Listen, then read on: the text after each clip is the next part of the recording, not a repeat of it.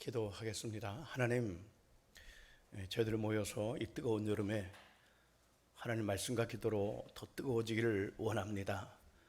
우리 귀한 목사님들, 우리 또 전도사님들 오늘 강의를 통해서 함께 주님을 더 깊이 체험하는 시간 되도록 축복해 주시고 하나님 피로 값지고 사신 교회를 잘 섬겨나갈 수 있는 힘을 얻게 하옵소서. 특별히 미말의 종을 잡으셔서 성령님 말하게 하심에 따라 잘 전하게 하옵소서. 예수님의 이름으로 기도하옵나이다. 아멘. 반갑습니다.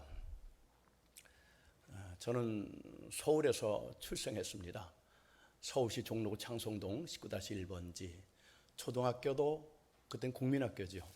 중학교도 고등학교도 또 서울신학대학도 서울에 있을 때 다 다니면서 제가 이런 생각이 들었습니다. 성경을 보니까 예수님이 그 하시는 말씀 가운데 씨 뿌리는 비유라든가 또 알곡과 쭉정이 구약에도 비 문제, 이른비, 늦은비, 단비, 봄비 이런 건 농촌 생활을 좀 하면은 더 와닿겠다. 그래서 마음속에 좀 농촌에 가서 좀 목회를 하면 좋겠다. 그런 마음이 있었습니다. 그때 하나님이 기회를 주셔서 저에게 지금 세종시인 부강이라는 곳에 부교육자로 갈 수 있도록 길을 열어주셨습니다.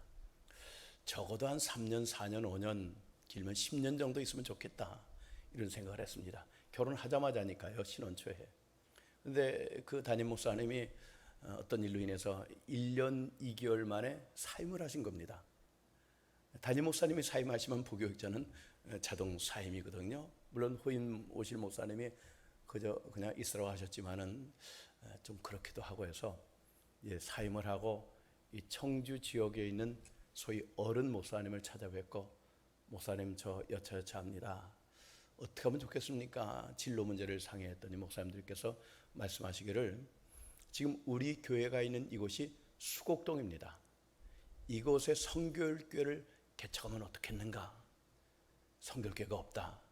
저는 어른들의 말씀을 하나님의 음성으로 듣고 예 하고 순종하여 모충동이라 하는 곳 122-18번지 25평의 다방을 얻어서 교회를 개척했습니다.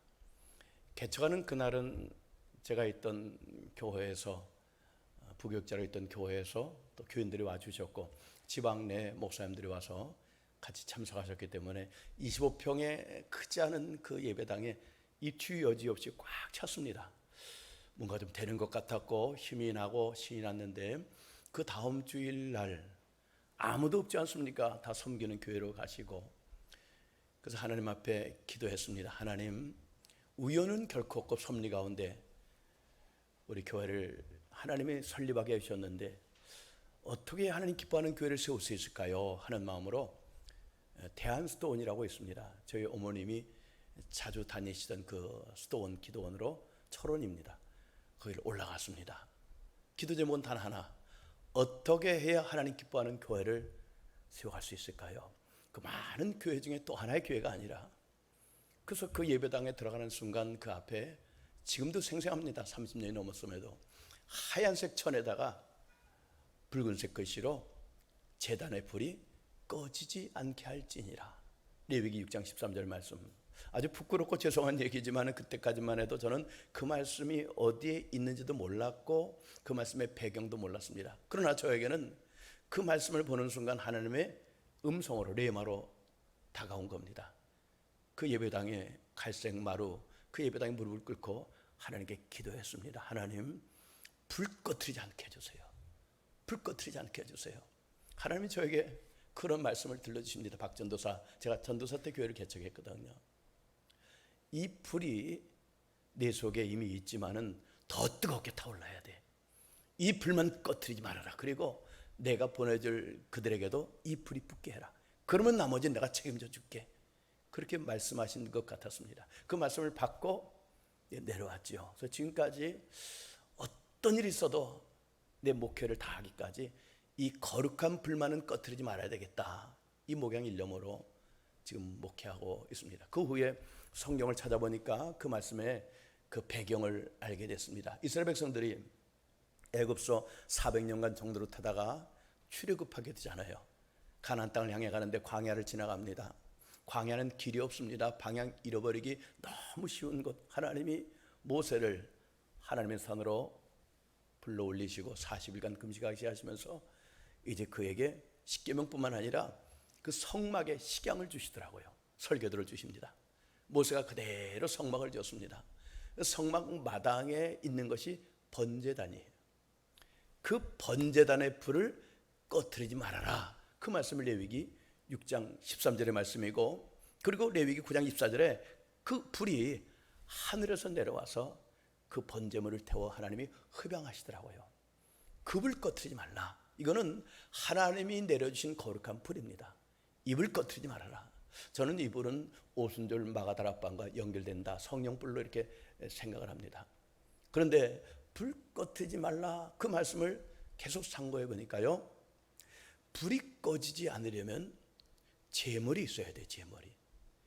근데 처음부터 그 번제단에 제물을 가져오는 게 아닙니다. 짐승을 가져오죠. 소를 가져오기도 하고, 양을 가져오기도 하고, 혹은 염소를 가져오기도 하고, 가난한 사람 비둘기 가져오기도 하고, 여하튼 그 제물을 하나님 앞에 드리는데 짐승이 제물돼야 됩니다. 어떤 차이가 있는가? 짐승이 죽어져야 제물이 되거든요. 죽지 않으면 제물이 안 됩니다. 짐승이 오면은 껍질도 다 벗겨내고 토막을 쳐서 불로 태워서 하나님 앞에 흡양하시도록 올려드리는 것, 이게 번제이거든요. 아, 그래야 불이 꺼지지 않는구나. 그걸 통해서 깨닫는 것은 죽어야 된다. 죽어야 된다. 제물이 있어야 불이 꺼지지 않는 거야. 첫 번째 제물은 너야. 우리란 얘기입니다. 목사 너, 전도사 너라는 겁니다. 내가 죽어야 돼. 그래야 불이 꺼지지 않아. 그 다음에 내가 죽은 다음에 내가 보내주는 그 성도들도 죽게 해. 주님이 그러셨잖아요. 죽고자 하는 자는 산다. 죽어라, 죽어라. 그렇게 말씀하고 계시는 겁니다. 이런 말 아십니까? 아사 교회생, 아생 교회사. 물론 만든 말이지만 내가 죽으면 교회가 살고 내가 살면 교회가 죽는다는 얘기죠. 그래서 바울도 나는 날마다 죽노라. 날마다 죽노라. 죽어져야 됩니다. 어느 교회가 부흥되는가? 재물이 많은 교회. 어느 교회가 시끄럽고 부흥이 안 되는가? 여전히 짐승이 많은 교회. 내가 짐승인가 재물인가 하는 것은요, 저는 두 가지로 구분할 수 있다고 생각합니다. 하나는 재물은 더 이상 자기 소리가 없어요. 죽었는데 무슨 말이 있습니까? 짐승은 자기 소리가 많아요. 소 소리도 내고 양 소리도 내고 염소 소리도 내고 심지어 비둘기 소리도 내고. 죽어야지요. 말이 없습니다. 말이 없어야 돼요. 우린 주의 음성 듣고 그대로 순종하는 것이지 내 주장 내 방법으로 얘기하는 게 아니지 않습니까? 그리고 또 하나, 제물은요 향기로운 냄새가 납니다. 불고기 냄새 나고 양고기 냄새 나고 비둘기 고기 냄새 나고. 왜? 불로 태워지니까. 그러나 짐승은 냄새가 나요. 똥오줌 냄새 납니다. 취한 냄새 납니다. 내게서 그리스도의 향기가 나와야 돼요. 그래야 불이 꺼지지 않고 하나님의 교회가 부흥될 수 있다.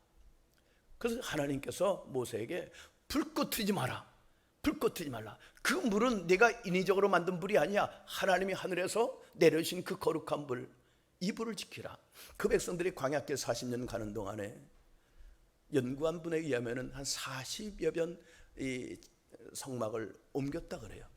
그때마다 하나님 앞에 번제단을 드릴 때, 쌓을 때 새로운 불 아닙니다. 하나님이 처음에 내려주신 그 불 가지고 또 하나님 앞에 번제를 드렸던 것이거든요.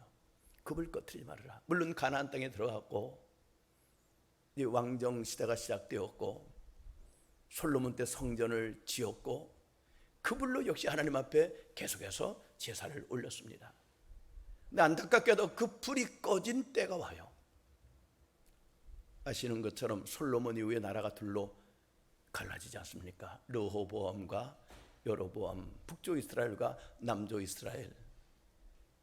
그리고 이제 르호보암, 솔로몬의 아들이어서 계속 유대 나라가 이어져 가는데 왕조는 하나죠.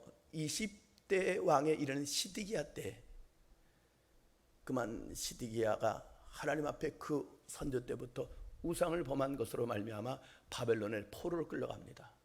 열왕기하 25장에 보면은 시드기야가 그 아들들이 이어서 왕이 돼야 되는데 보는 앞에서 왕자들이 죽어요. 비참합니다. 그리고 시드기야도 눈이 뽑혀요. 그리고 노사슬에 묶여서 바벨론으로 끌려갑니다. 그리고 불이 꺼져버려요. 더 이상 제사를 드릴 수가 없어요. 그 다음에 회당입니다. 불 꺼진 겁니다. 그 연도를 계산해 보니까 출애굽에서 성막을 지을 때가 BC 1445년쯤 됩니다. 그리고 유대 나라에 바벨론을 포로로 끌려갈 때가 BC 586년 되니까 거의 850년 동안 그 유지해오던 불이 꺼져버리고 마는 겁니다. 불이 꺼짐과 함께 무슨 일이 일어났습니까? 그 바벨론에서 느부갓네살 왕이 사람을 보내서 왕궁에 있는 금은보화 다 바벨론으로 가져갑니다. 뿐만 아니라 성전에 있는 그 거룩한 성물들 아시잖아요. 다 가져갑니다. 그보다 더 안타까운 것은요, 사람을 잡아가요. 유능한 젊은이들, 에스겔도 그때 붙잡혀갖고, 잘하는 다니엘도 붙잡혀갖고, 불 꺼지니까 뺏기는구나. 불 꺼지니까 뺏기는구나. 무엇보다 사람을 잃어버리는구나. 그걸 통해서 하나님이 불 꺼트리지 말라 했구나. 내가 위에서 내려준 그 하나님의 불, 신약과 연결되면 성령의 불을 꺼트리지 말아라, 그렇게 말씀하신 것이었구나. 그걸 깨닫게 되었습니다.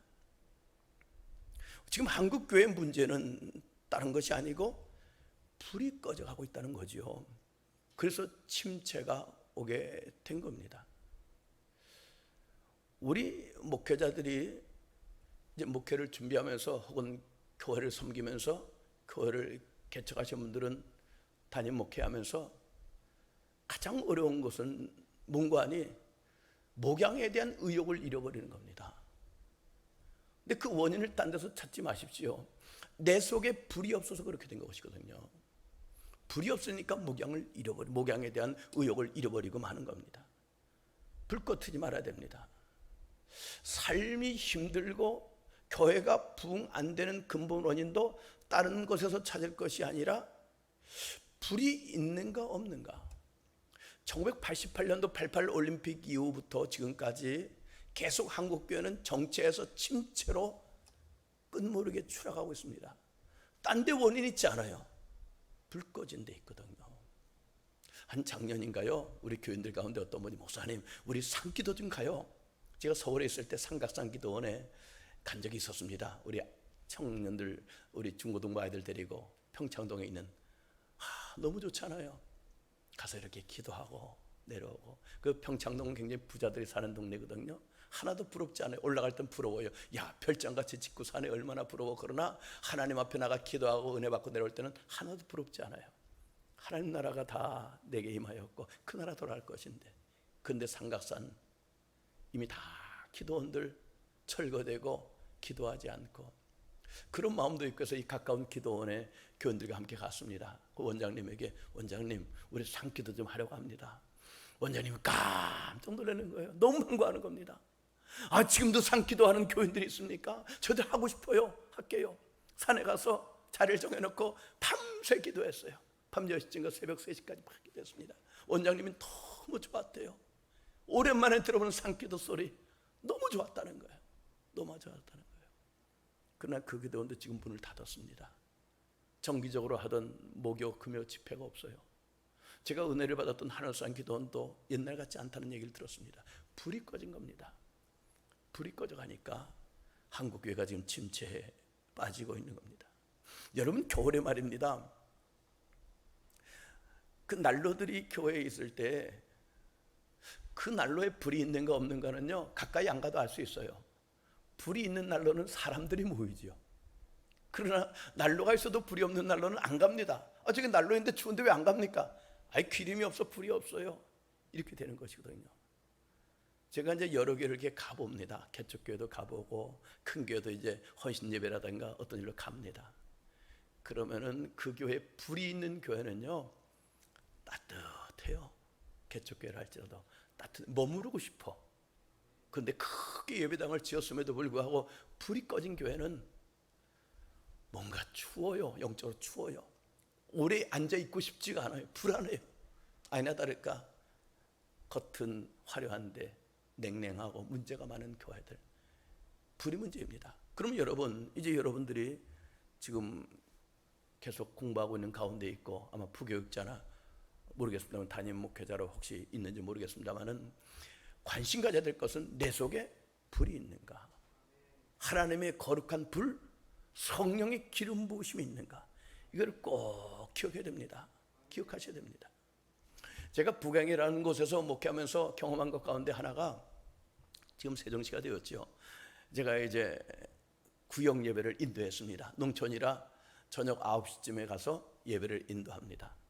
그 교회에 오토바이가 있었습니다. 90cc 오토바이. 그 마을에 있는 오토바이 수리점에서 너무 좋아하는 오토바이예요. 자주 오니까, 수입이 되니까. 그걸 타고 제가 그 5분 정도 거리밖에 안 돼요. 지금 세종시 된 곳으로 부르르 켜갑니다. 구역 예배를 인도하고 돌아옵니다. 한 10시쯤 돌아오게 되겠죠. 그날도 전날과 지난주와 다름없이 오토바이를 타고 가서 이제 예배를 인도했습니다. 예배를 다 마치고 돌아와야 되잖아요. 그래서 이제 오토바이 시동을 이렇게 거는데 시동이 걸리질 않는 겁니다. 이게 웬일일까? 웬일? 하기 자주 고장나니까. 도대체 이유를 모르겠어요. 그래서 담임 목사님께 전화했습니다. 목사님, 전데요, 제가 지금 구역예배 마치고 교회로 돌아오려고 하는데 시동이 안 걸려요, 목사님. 그래? 그거 한번 기름 있는 거 확인 좀 해봐. 기름 있는 거 확인을 하라 그래서 이렇게 게이지판을 보니까 이 표시가 F로 가 있습니다. 기름이 꽉 차 있다는 거잖아요. E가 아니고. 목사님, 기름은 충분해요. 그건 맨날 그 F로 가 있어. 이해가 되시는 거예요? 고장난 오토바이니까. 뚜껑을 열어보고 기름을 확인해 봐. 뚜껑을 열어보고 기름을 확인해 보니까 기름이 없는 거예요. 저는 그날 밤 죽는 줄 알았습니다. 그 권사님이 딸기 농사를 짓기 때문에 딸기를 이렇게 검은 봉지에 싸가지고 항상 구역 예배 드리고 돌아올 때, 전사님 가셔서 딸기 잡수세요. 그리고 오토바이 뒤에 실어주셨거든요. 오토바이에 딸기를 담아서 검은 봉지에 달고 기름이 떨어졌으니까 이 밤중에 어디 가서 기름을 구합니까? 기름 떨어진 오토바이를 끌고 오는데 그렇게 오토바이가 말 안 듣는 줄 몰랐어요. 갈 때 5분 정도 거리를 5분 정도 시간을 걸쳐서 푹 하고 갔는데 올 때는요 한 2시간 걸린 것 같아요. 그렇게 말을 안 들어요. 제가 오토바이 끌려가는 겁니다. 끌려가는 겁니다. 그리고 깜깜한 시골길이니까 저쪽 차가 막 오면은요 라이트도 꺼지더라고요. 나중에는 어떻게 된 일인지. 자칫하면 제가 사고를 당하게 생겨서 안 되겠다. 인기척을 내기 위해서 찬송을 부르기 시작했습니다. 크게 뭐 은혜가 있어 찬송 부르는 것이 아니라 나 사람 했으니까 나 치지 말고 피해가십시오. 그 의도로 찬송을 부르면서 제가 깜짝 놀란 것은 4절까지 끝까지 외워서 부르는 찬송이 없다는 거예요. 세상에 이런 일이. 2시간 거쳐서 겨우겨우 오토바이를 끌고 왔습니다. 밤 12시가 넘었죠. 제 아내가 걱정하면서 전화가 지금처럼 있을 때가 아니니까 어떻게 된 거냐고 사정 얘기를 쭉 했습니다. 큰일 날 뻔했다고. 그리고 제 옷을 보니까 밑에 기름, 흙, 범벅이 된 겁니다. 바지가. 그리고 권사님이 주신 그 딸기가 생각나서 꺼내보니까 그 검은 봉지 안에 딸기가 곤죽이 되고 먼지가 쌓여가지고 먹을 수 없게 되었어요. 지금까지 기억합니다. 속지 말자. 내가 지금 목사가 된 지 몇십 년이 되고 내가 전도사가 된 지 얼마가 됐음에도 불구하고 내 속에 불이 있느냐 없느냐, 이건 다른 거란 얘기죠. 다른 겁니다. 내 속에 기름이 있느냐 없느냐, 이건 다른 겁니다. 다른 거예요. 기름이 있을 때는요 신나게 5분 거립니다만은 기름 떨어진 오토바이를 끌고 올 때는요 5분이 아니라 2시간 걸리면서도 얼마나 힘들고, 또 전에 같으면은 오토바이로 권사님이 준 그 딸기를 꺼내서 맛있게 먹을 텐데 기름 떨어진 오토바이를 끌고 오다 보니까 그 맛있는 그 딸기가 곤죽이 돼서 먼지가 들어서 먹을 수 없게 된 겁니다. 저는 이렇게 생각이 들더라고요. 하나님이 성령 받을 때 주시는 은사, 내가 성령으로 충만하지 않으면 그때 다 사용할 수가 없구나. 불 꺼트리지 말아야 되겠다. 불 꺼트리지 말아야 되겠다. 그래서 성경은 말하지 않습니까? 하나님 나라는 말에 있지 않고 오직 능력에 있느니라. 불 꺼트리지 말아라. 여러분, 목사의 사명은 뭔가요? 예수님께서 부활하신 이후에 다시 물고기 잡으러 간 베드로에게 가서 요한복음 21장에서 이런 말씀을 하시지요. 너 나 사랑하니? 너 나를 사랑하니? 너 나를 사랑하니? 베드로가 아시잖아요. 내가 주님을 사랑하는 줄 아시잖아요. 그때 주님 말씀하십니다. 그럼 내 어린 양을 먹이고 내 양을 치라. 이게 목양 아닙니까? 우리가 정말 주님을 사랑한다면, 주님 사랑하지 않습니까? 저 주님을 사랑하거든요. 주님을 사랑한다면 가서 복음 전하여 그 영혼들을 살려내서 그 영혼들을 무리가 아니라 진짜 그리스도인 제자로 세워가야 되는 것이 이게 목양이거든요. 그거 해야 되지 않겠습니까? 주님을 사랑한다면, 주님을 사랑한다면. 그런데 우리가 전도에서 그 영혼을 정말 제자, 주님을 좇는 정말 진짜 것을 만들기 위해서 해야 될 가장 중요한 것은 내가 본이 되어야 되는 겁니다. 바울이 그러지 않았습니까? 내가 그리스도를 본받는 것처럼 너희도 나를 본받으라. 우리가 감히 내가 주님을 닮아가려고 애를 씁니다. 너무 자신이 없습니다. 내가 바울을 닮아가려고 애를 씁니다. 정말 바울처럼 그렇게 살고 싶습니다. 그럼 나를 보고 나를 좀 닮아가십시오. 이 정도는 좀 뻔뻔한가요? 그 정도는 큰 소리 쳐야 되는 거 아니에요? 그게 목양 아닙니까?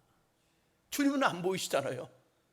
주님 뜻대로 살고자 하는 나는 보이니까, 천도서 나는 보이니까 나처럼 좀 해보십시오. 나도 주님 닮아가려고, 바울 닮아가려고 애를 씁니다. 그러니까 여러분들도 나처럼만 똑같이 한번 해봅시다. 이게 목양 아닙니까? 제가 카자흐스탄이라는 데를 우리 친구 목사님들과 한번 간 적이 있었습니다. 우리나라에서 볼 수 없는 장관을 봤어요. 선교사님이 우리에게 그 모습을 보여주는데 수많은 양떼들을 목동들이 이끌어가는 겁니다. 이렇게 와, 멋지더라고요. 아마 꽤 숫자가 되는 것 같아요. 한 1000단위는 되지 않을까, 세보진 않았지만. 근데 선교사님 그래요. 목사님, 이 많은 양무리들을요 끌어가는 목동은 얼마 안 됩니다. 몇 명 안 돼요. 제가 정확히 기억은 못하지만 한 10명 정도 될까? 아니, 이렇게 많은 양무리를 그 10명 정도만 어떻게 이걸 다 관리합니까? 방법이 있어요. 궁금하네요. 알려드릴까요? 예, 좀 알려주세요. 우리 일행을 차를 태우고 그 양무리들 앞으로 달려가는 겁니다. 달려가다니만 저겁니다 그러는 거예요. 아, 저거가 뭐예요? 똑같은데. 아, 자세히 보세요. 저 앞에 가는 양무리들을 자세히 보세요. 뭐 특별한 거 없는데요. 뒤나 앞이나. 뒤가 워낙 무리가 기니까 차를 더 가까이 대더라고요. 저 앞에 가는 50여 마리의 양 목을 자세히 보세요. 양의 목을 보니까요, 이만한 방울이 달려 있어요. 좀 큰 게 딸랑딸랑 그겁니다 그러는 겁니다. 저 뒤에까지 소리가 안 들리잖아요. 목동들이 하는 소리를. 그러나 앞에 있는 50여 마리의 양이 이 움직이며 내는 빨랑딸랑 소리를 뒤에 양들이 듣고 그대로 따라간다는 거예요. 그래서 목동들은 앞에 있는 50여 마리 양만 이끌어가면은 뒤에 그 1000마리 가까이 되는 그 양들이 다 따라온다는 겁니다. 그겁니다, 그거예요. 근데 이런 에피소드가 있습니다. 자, 앞에 가던 양이 어떤 이유인지 갑자기 이렇게 실족하듯이 주저앉으니까 뒤에 있는 양들이 다 따라하더라는 겁니다. 그걸 통해서 교훈을 얻게 됩니다. 목양 아닙니까? 내가 어떻게 하느냐에 따라서 성도들이 그대로 따라합니다. 내가 실수했다 할지라도 그대로 따라한다는 거예요. 그래서 영적 리더가 그 중요한 겁니다. 그래서 우리는 리더들이 세 종류의 리더가 있을 수 있겠지요. 짐이 되는 리더가 있을 수 있고요, 힘이 되는 리더가 있을 수 있겠고요, 본이 되는, 어차피 다 영적 지도자 지금 훈련 중이지 않습니까? 짐이 되는, 아이고 저분은 목사가 되지 말았어야 되는데, 아 저분은 왜 신학교를 가가지고, 아 왜 저분이 신학 공부를 해? 그러면 안 되지 않습니까? 하나님이 후회하는 사람이 되면 안 되지 않습니까? 그런가 하면은, 야, 저분만 보면 힘이 나. 도전을 줘. 우린 더 나가야 돼요. 저분처럼 해라. 저 목사님처럼 해. 저 전도사님처럼 해. 제가 이제 장로님이나 항전직 훈련할 때 그럽니다. 뭐 이렇게 저렇게 장로로서의 역할, 뭐 권사님, 집사님 역할 물론 설명합니다만은 가장 좋은 것은요, 저분처럼 하세요. 저 장로님처럼 하세요. 저 권사님처럼 하세요. 이게 제일 좋아요. 우리 성결교회니까 조금 안타깝지만은 사실 성결교를 잘 모르는 분이 계세요. 어제도 어떤 분이 저한테 목사님 장로교는 뭐고 감리교는 뭐고 성결교 뭡니까? 그걸 설명해달라고 설명을 해드렸는데 우리 청주구등교회가 그렇게 복잡하게 설명 안 하고 이 청주의 가장 대표적인 교회가 서문성결교회입니다. 아시는지 모르겠어요. 거기서 나오는 서원성결교회. 그래서 저기 서문교회 아시지요? 예, 그 교회랑 같은 교단입니다. 서울에 그 교회 있지 않습니까? 중앙성결교회 같은 교단입니다. 그게 빠르더라고요. 그게 빠르더라고요. 그러니까 내가 어떤 목사가 돼야 됩니까? 물론 설명을 장황하게 할 수 있지만은 아무개 목사님 있지 않습니까? 그 목사님처럼 되세요. 그 장로님처럼 되세요. 본이 되는 사람. 저는 여러분들도요, 훗날 누가 어떤 전사님이 되면 좋을까요? 그분 있잖아. 여러분들 성을 모르니까 그 전사님 저만 해. 그럼 되는 거야. 우린 짐이 되면 물론 안 되고요. 거치는 것이 되면 안 되고, 물론 힘이 되거나 본이 되면 좋겠다 생각이 듭니다. 여러분들 가나안 교인이라고 많이 들어보셨을 겁니다. 뭐 안 나간다. 그래서 이제 가나안 교인. 그 원인을 조사한 바에 의하면은요, 시대가 그렇게 이제 안 좋게 변했지요. 지금 가나안 교인이 100만에서 200만 명까지 된다고 합니다. 한국의 기독교인 숫자가 1000만 명 시대는 이미 끝났고요. 문공부 통계에 의하면은 850만 명 혹은 550만 명이라 그래요. 이중 등록이 있기 때문에. 그런데 가나안 교인이 100만 명, 200만 명이면 대단한 겁니다. 이 코로나 때문에 어쩌면은 3분의 1이 또 줄을지도 모른다 그래요. 왜 가나안 교인이 점점 양성되는가? 그 중에 하나는 편하기 위해서, 편리주의 30% 편하다는 겁니다. 더군다나 코로나 팬데믹 시대에 집에서 인터넷으로 예배를 드리고 처음엔 드리다 나중에 보게 되겠지요. 좀 심각합니다. 그리고 신앙적인 회의, 내가 신앙생활을 하다가 회의가 생겨요. 그 43%. 그건 어떻게 우리가 할 수 없는데, 우리가 해야 될 수 있는 것은 목사들에 대한 불만이 24%. 영적 지도자들에 대한 불만. 목사님이 왜 저래? 영적 리더가 왜 저래? 매스컴에 안 좋은 일이 났을 때마다 100만 명씩 떨어져 나간대. 왜 저래? 신뢰를 안 하는 겁니다. 그게 24%.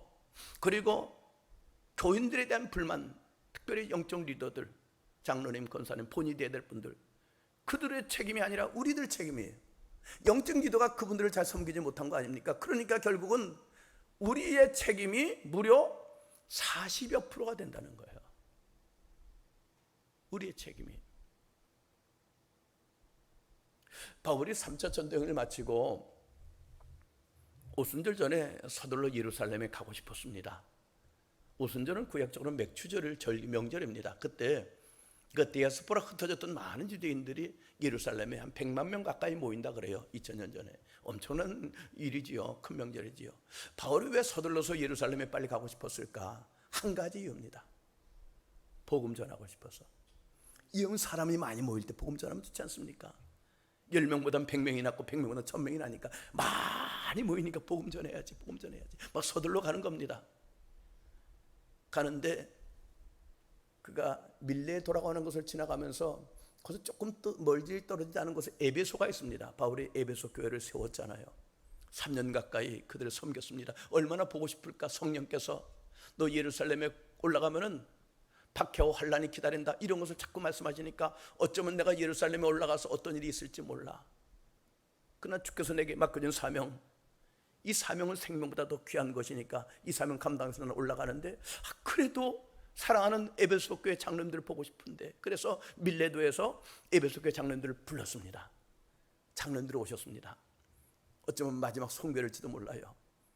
그 장로님들께 이런 얘기를 하지 않습니까? 장로님들, 제가 여러분들과 함께 교회를 세울 때 어떻게 했는지 아시죠? 감히 말하는 거예요. 당당하게. 그만큼 자기를 말할 수 있을 만큼 자신이 있었습니다. 내가 겸손하게 섬겼지 않습니까? 제가 눈물로 섬기지 않았습니까? 유대인들의 관계가 얼마나 많았어요. 그때 제가 그 시험을 잘 이겨내고 끝까지 주를 섬기지 않았습니까? 목회 관둬야겠다 이러지 않지 않았습니까? 그리고 제가 이 유익한 것들은, 최고 유익한 게 뭡니까? 예수가 그리스도의 복음 아닙니까? 각 집에서나 공중 앞에서 제가 전하기를 꺼리끼지 않았고 그렇게 가르치지 않았습니까? 그리고 뭐라고 말씀하시는 거 아니? 이제 제가 예루살렘으로 갈 것인데 하나님의 피로 값주고 사신 교회를 잘 관리해 주세요. 잘 섬겨 주십시오. 잘 보살펴 주세요. 그렇게 당부하더라고요. 그때 바울은 교회를 향해서 이렇게 말합니다. 하나님이 피로 값주고 사신 교회다. 교회는 건물이 아니잖아요. 하나님이 피로 값주고 사신 그 사람들의 모임, 이게 가을 에클레시아 교회 아닙니까? 그들을 잘 끝까지 보살펴 주십시오. 당부하더라고요. 그러니까 교회는 하나님이 피로 값주고 사신 것이다. 생명체예요. 하나님의 예수 생명으로 살려낸 우리들의 모임이 교회 아닙니까? 그들을 잘 지켜주십시오. 영적 리더 장로님들께 당부하지 않습니까? 그 귀한 교회를 우리들에게 맡기셨고 그 교회를 섬기겠다고 우리가 지금 신학 공부하고 있는 거 아니에요. 그래서 목사가 되겠다고 준비하는 거 아닙니까? 하나님의 피로 값주고 사신 교회, 생명체는 건강하게 부흥돼야 됩니다. 생명체는 움직이지 않으면 죽는 거예요. 썩어 들어갑니다. 부흥돼야 됩니다. 어떻게 해야 교회가 부흥될 것인가? 시대가 바뀌었습니다. 바뀌었음에도 불구하고 변치 않는 교회의 거룩한 성장의 원리가 있습니다. 그 핵심 단어 4가지를 저는 늘 마음에 새깁니다. 하나는 밸류 문제입니다. 가치다. 무엇이 가장 가치 있는가? 말할 것도 없죠. 사람이 만일 온천하를 얻고도 제 목숨을 잃으면 무엇이 유익하리요? 한 영혼 아닙니까? 생명 아닙니까? 생명. 영생의 문제 아닙니까? 이 땅에 100년 사는 그 생명 차원이 아니라 영원한 생명. 얼마나 귀합니까? 가장 가치 있는 것은 영혼이다. 영혼이다. 이걸 우리가 명심해야 됩니다. 한 영혼이 천하보다 귀합니다. 내 목회 가운데 혹 한 영혼만 구원해낸다 할지라도 이거는 괜찮은 겁니다. 영혼이다. 이거는 개척교회를 해보면만이 알 수 있을지도 모르겠어요. 한 영혼이 얼마나 귀한지. 맞아요. VIP 맞습니다. Very important person. 정말 귀한 분들. 한 영혼. 밸류 문제입니다. 오죽하면 누가복음 15장에서 예수님께서 99마리의 양들을 들에 두고 잃어버린 한 마리의 양을 찾아 나서지 않았습니까? 들에 두면 그도 안전했는가 봐요. 9마리 있는데 뭐 저 한 마리 아닙니다. 99마리 있어도 한 마리가 그 천하보다 귀하니까 그 한 마리 양을 찾아서 어깨에 메고 오지 않습니까? 전 이스라엘 가보니까요, 우리가 생각하는 그 애완용 같은 양이 아니에요. 하얀 털에다가 목욕시키고 향수 뿌리는 그런 양이 아니고, 물이 귀한 나라니까 똥오줌에 범벅이 된 누리끼리한 냄새라는 것. 그러나 목자는 그 한 마리 양을 메고 오는데 얼마나 기뻤을까? 냄새가 뭡니까? 너무 좋은 겁니다. 한 영혼을 구원해냈거든요. 가장 귀한 건 영혼입니다. 영혼. 이걸 분명히 아셔야 돼요. 가치 문제. 그 다음 미션입니다. 사명 뭡니까? 그 영혼을 구원하는 것. 바울이 말한 것처럼 나는 내게 주어진 그 영혼을 구원하는 것 생명보다 귀하게 여긴다.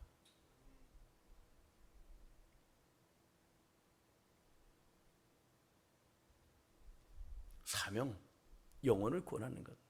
여러분, 예수님의 가르치심과 행하심이 기록된 사복음서의 그 마지막 부분은 다 결론 부분인데, 마태복음 28장에서도 그러셨습니다. 가서 모든 민족을 제자로 삼아 아버지와 아들과 성령의 이름으로 세례를 주고 모든 것을 내게 분부한 것을 가르치라. 마가복음 16장에는 온천에 다니며 만민에게 복음을 전파하라. 누가복음 24장 사도행전 1장과 이어지니까 땅 끝까지 이르러 내 증인이 되어다오. 요몸 21장 내 어린 양을 먹이고 양을 치라. 다 목양이에요. 영혼을 살리고 영혼을 세우라 이거더라고. 이게 사명입니다. 바울은 이 생명보다 사명을 더 귀하게 여겼습니다. 내가 달려갈 길과 주 예수께 받은 사명 곧 하나님의 은혜의 복음 증언하는 일에는 일을 마치려 하며 나의 생명조차 조금 더 귀한 것으로 여기지 아니하노라.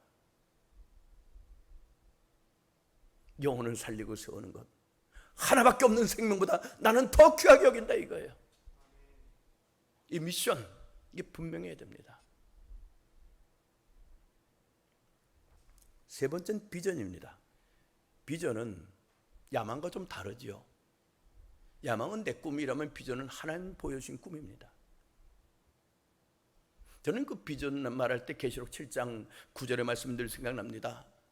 요한이 밤모섬에 유배되어 가 있었고 아마 그 동료 제자들이 거의 다 순교했다는 얘기를 들었을 것입니다. 얼마나 마음이 쓸쓸하고 좀 어려웠을까. 근데 어느 날 하나님께서 보여주십니다. 환상을 보여주신데 각 족속과 나라와 방언과 그 백성 가운데 흰옷을 입고 손에 종려나무 가지를 들고 구원하심이 보좌에 앉으신 하나님과 어린 양께 있도다. 예수의 피로 구원받은 흰옷 입은 자들이 전 세계 지구촌에서 몰려오는 것을 환상으로 본 겁니다. 그건 이루어진 게 아니에요. 이루어질 거예요. 이게 비전이에요. 현실은 삭막해요. 예수 믿는 사람이 죽어져 가고 있고 자기 주변에는 거의 믿는 사람이 없을 만큼 자기 동료들도 거의 다 순교했다는 소식을 들었는데 장차 되어질 일들, 각 나라와 족속 방언 세습을 큰 무리들이 흰옷 입고 승리의 종려나무 가지를 들고 구원하심이 보좌에 앉으신 하나님과 어린 양께 있도다. 이 환상, 이게 비전 아닙니까? 우리도 그 비전을 가지고 목회해야 됩니다. 미국의 빌 하이빌스 목사님은 그런 얘기를 하셨습니다. 우리들에게는 두 개의 교회가 있다. 하나는 눈에 보이는 현실의 교회, 또 하나는 믿음으로 바라보는 비전의 교회.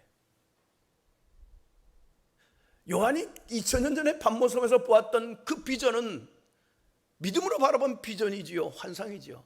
눈 뜨면은 아무도 없어요. 외로워요. 외로운 섬에 홀로 있는 것 같아요. 그러나 눈 감으면은 장차 하나님이 이루실 그 비전 때문에 설레임과 거룩한 흥분이 일어나는 거예요. 저는 개척교회를 해봤기 때문에 압니다. 토요일날 저녁에 25평 2층 예배당에서 시작했거든요. 가장 외로운 것 중에 하나가 새벽에 홀로 기도할 수밖에 없다는 것. 토요일날 저녁에는 방송을 깔아놓습니다. 그렇게 깔아놓고 25평에 꽉 깔아야 한 60개밖에 안 돼요. 하나님, 이 자리 좀 채워주세요. 채워주세요. 하나님, 새벽에 혼자 기도하기 너무 외로워요. 혹은 제 아내하고 둘이 기도하기 외로워요. 한 10명은 안 될까요? 10명은 안 될까요? 10명 새벽에 모인다는 교회가 그렇게 부러울 수가 없는 거예요. 눈 감고 기도합니다. 믿음으로 바라보지요. 눈 뜨면 아무도 없어요. 눈 감으면 믿음으로 바라보니 꽉 찬 성도들. 눈 뜨면 없어요. 그래서 눈 감고 있는 시간이 행복한 거예요. 배는 게 없으니까. 눈 감고 하나님, 하나님, 하나님. 근데 하나님이 세월이 지나니까 현실로 이루어지게 하셨거든요. 이 코로나 팬데믹 가운데서도 우리 새벽에 성도들이 나와서 같이 기도할 때 얼마나 고맙고 감사한지 몰라요. 너무 고마운 거예요. 가득 차서 기도할 때, 이 새벽에. 또 전도도 혼자 나갔지요. 그때 제 아내가 어린아이를 키워야 될 때이기 때문에 혼자 거리에서 전도했습니다. 하나님, 동력자 좀 붙여주세요. 혼자 외로워요. 한 사람 안 돼요. 한 사람 안 돼요. 지금 우리 교회가 이제 방학을 마치고 이번 주부터 수요일 목요일날 전도하러 나가는데 저도 할 수 있는 대로 같이 나갑니다.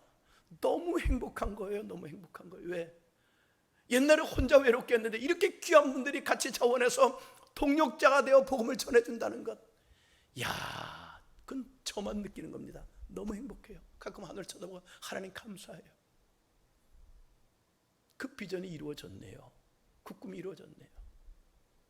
비전입니다. 비전. 그리고 스트라테지입니다. 전략입니다. 전략적으로 해야 됩니다. 시대가 바뀌니까요. 그러나 시대가 바뀌어도요, 영원히 바뀌지 않는 것은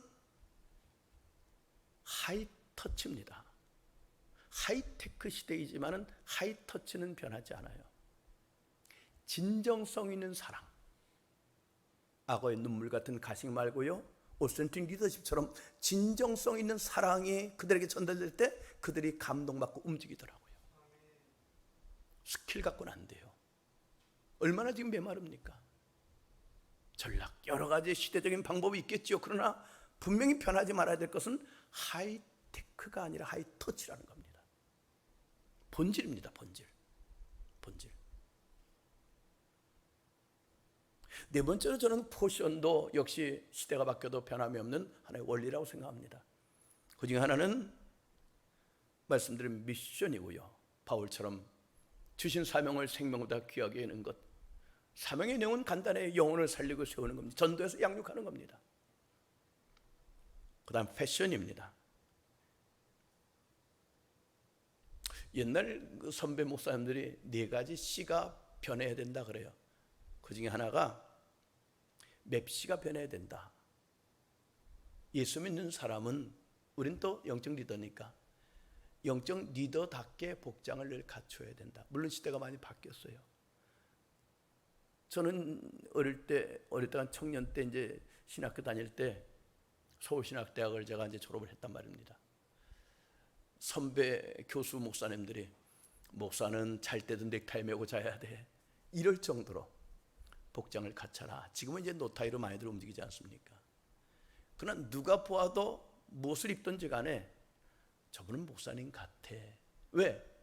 하나님은 중심을 보지만은 사람은 외모를 보니까. 하긴 뭐 그래서 어떤 교회에서 그랬다며요. 어떤 아가씨가 배꼽티를 입고 와가지고 왜 배꼽티를 입고 오느냐고, 그런 거 입고 안 된다 했더니 하나님 중심을 보신다 그래서. 그런 조크도 있습니다만은 목사답게 하는 것도 필요하다. 사치하라는 건 아닙니다. 누가 봐도 아, 목사님 같은데, 그렇다고 뭐 외식하라는 건 아닙니다. 그럼 맵시도 필요합니다. 그 못지않게 더 중요한 것은 말씨입니다. 목사답게 말해야 됩니다. 우리 정치인들이 말을 잘못해가지고 어떻게 대권 후보자들이 어떻게 저런 사람이 저렇게 말을 함부로 해? 그 뭐 후보도 지금 시끄러운 거 아닙니까? 그런 게 다 지난날에 한 말들 때문에. 날도 답게 해야 되겠다.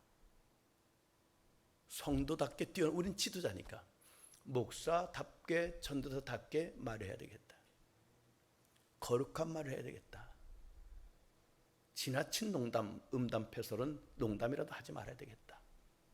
답게 말해야 되겠다. 그리고 항상 할 수 있는 대로 긍정적으로 말해야 되겠다. 예수 안 믿는 사람도 긍정적인 사고방식이라고 해서 말의 중요성을 말하는데 우린 말할 것도 없죠. 저는 마음속에 새기고 암송하는 말씀 중에 하나가 잠언 11장 11절입니다. 성읍은 정직한 자의 축원으로 인하여 진흥하고 악한 자의 입으로 말미암아 무너지느니라. 정직한 자의 축원으로 말미암아 진흥하고 악한 자의 입으로 말미암아 무너지느니라. 할 수 있는 대로 자기를 격려하십시오.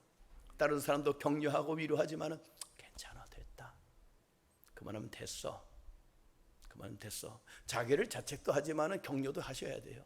왜? 하나님이 나를 VIP로 보시는데. 됐다, 고맙다, 야, 이 어려울 때 내가 신학을 공부하고 목사가 되겠다니 고맙다. 자기를 격려하시라는 얘기예요. 고맙다, 고맙다. 너 그만하면 됐어, 그만하면 잘하고 있어. 자기를 격려하십시오. 남도 격려해야 되지만은 자기를 먼저 격려하십시오. 자기가 격려받지 못한 사람은 남을 격려할 줄 모릅니다. 남에게 칭찬을 받지 못한 사람은 남을 칭찬할 줄 몰라요. 자기를 칭찬하십시오. 누구나가 다 장점은 있지 않습니까? 탈무드에 그런 말이 있습니다. 길에 죽어 쓰러진 개도 이는 하얗다. 여러분, 들개가 쓰러져 죽었는데 볼품이 뭐가 있습니까? 벌레들이 꼬이는데 이는 하얗대요. 그 자기 장점을 보고 너 그거 잘하잖아. 격려하셔야 돼요. 자존감이 높아야 남을 격려할 줄 압니다.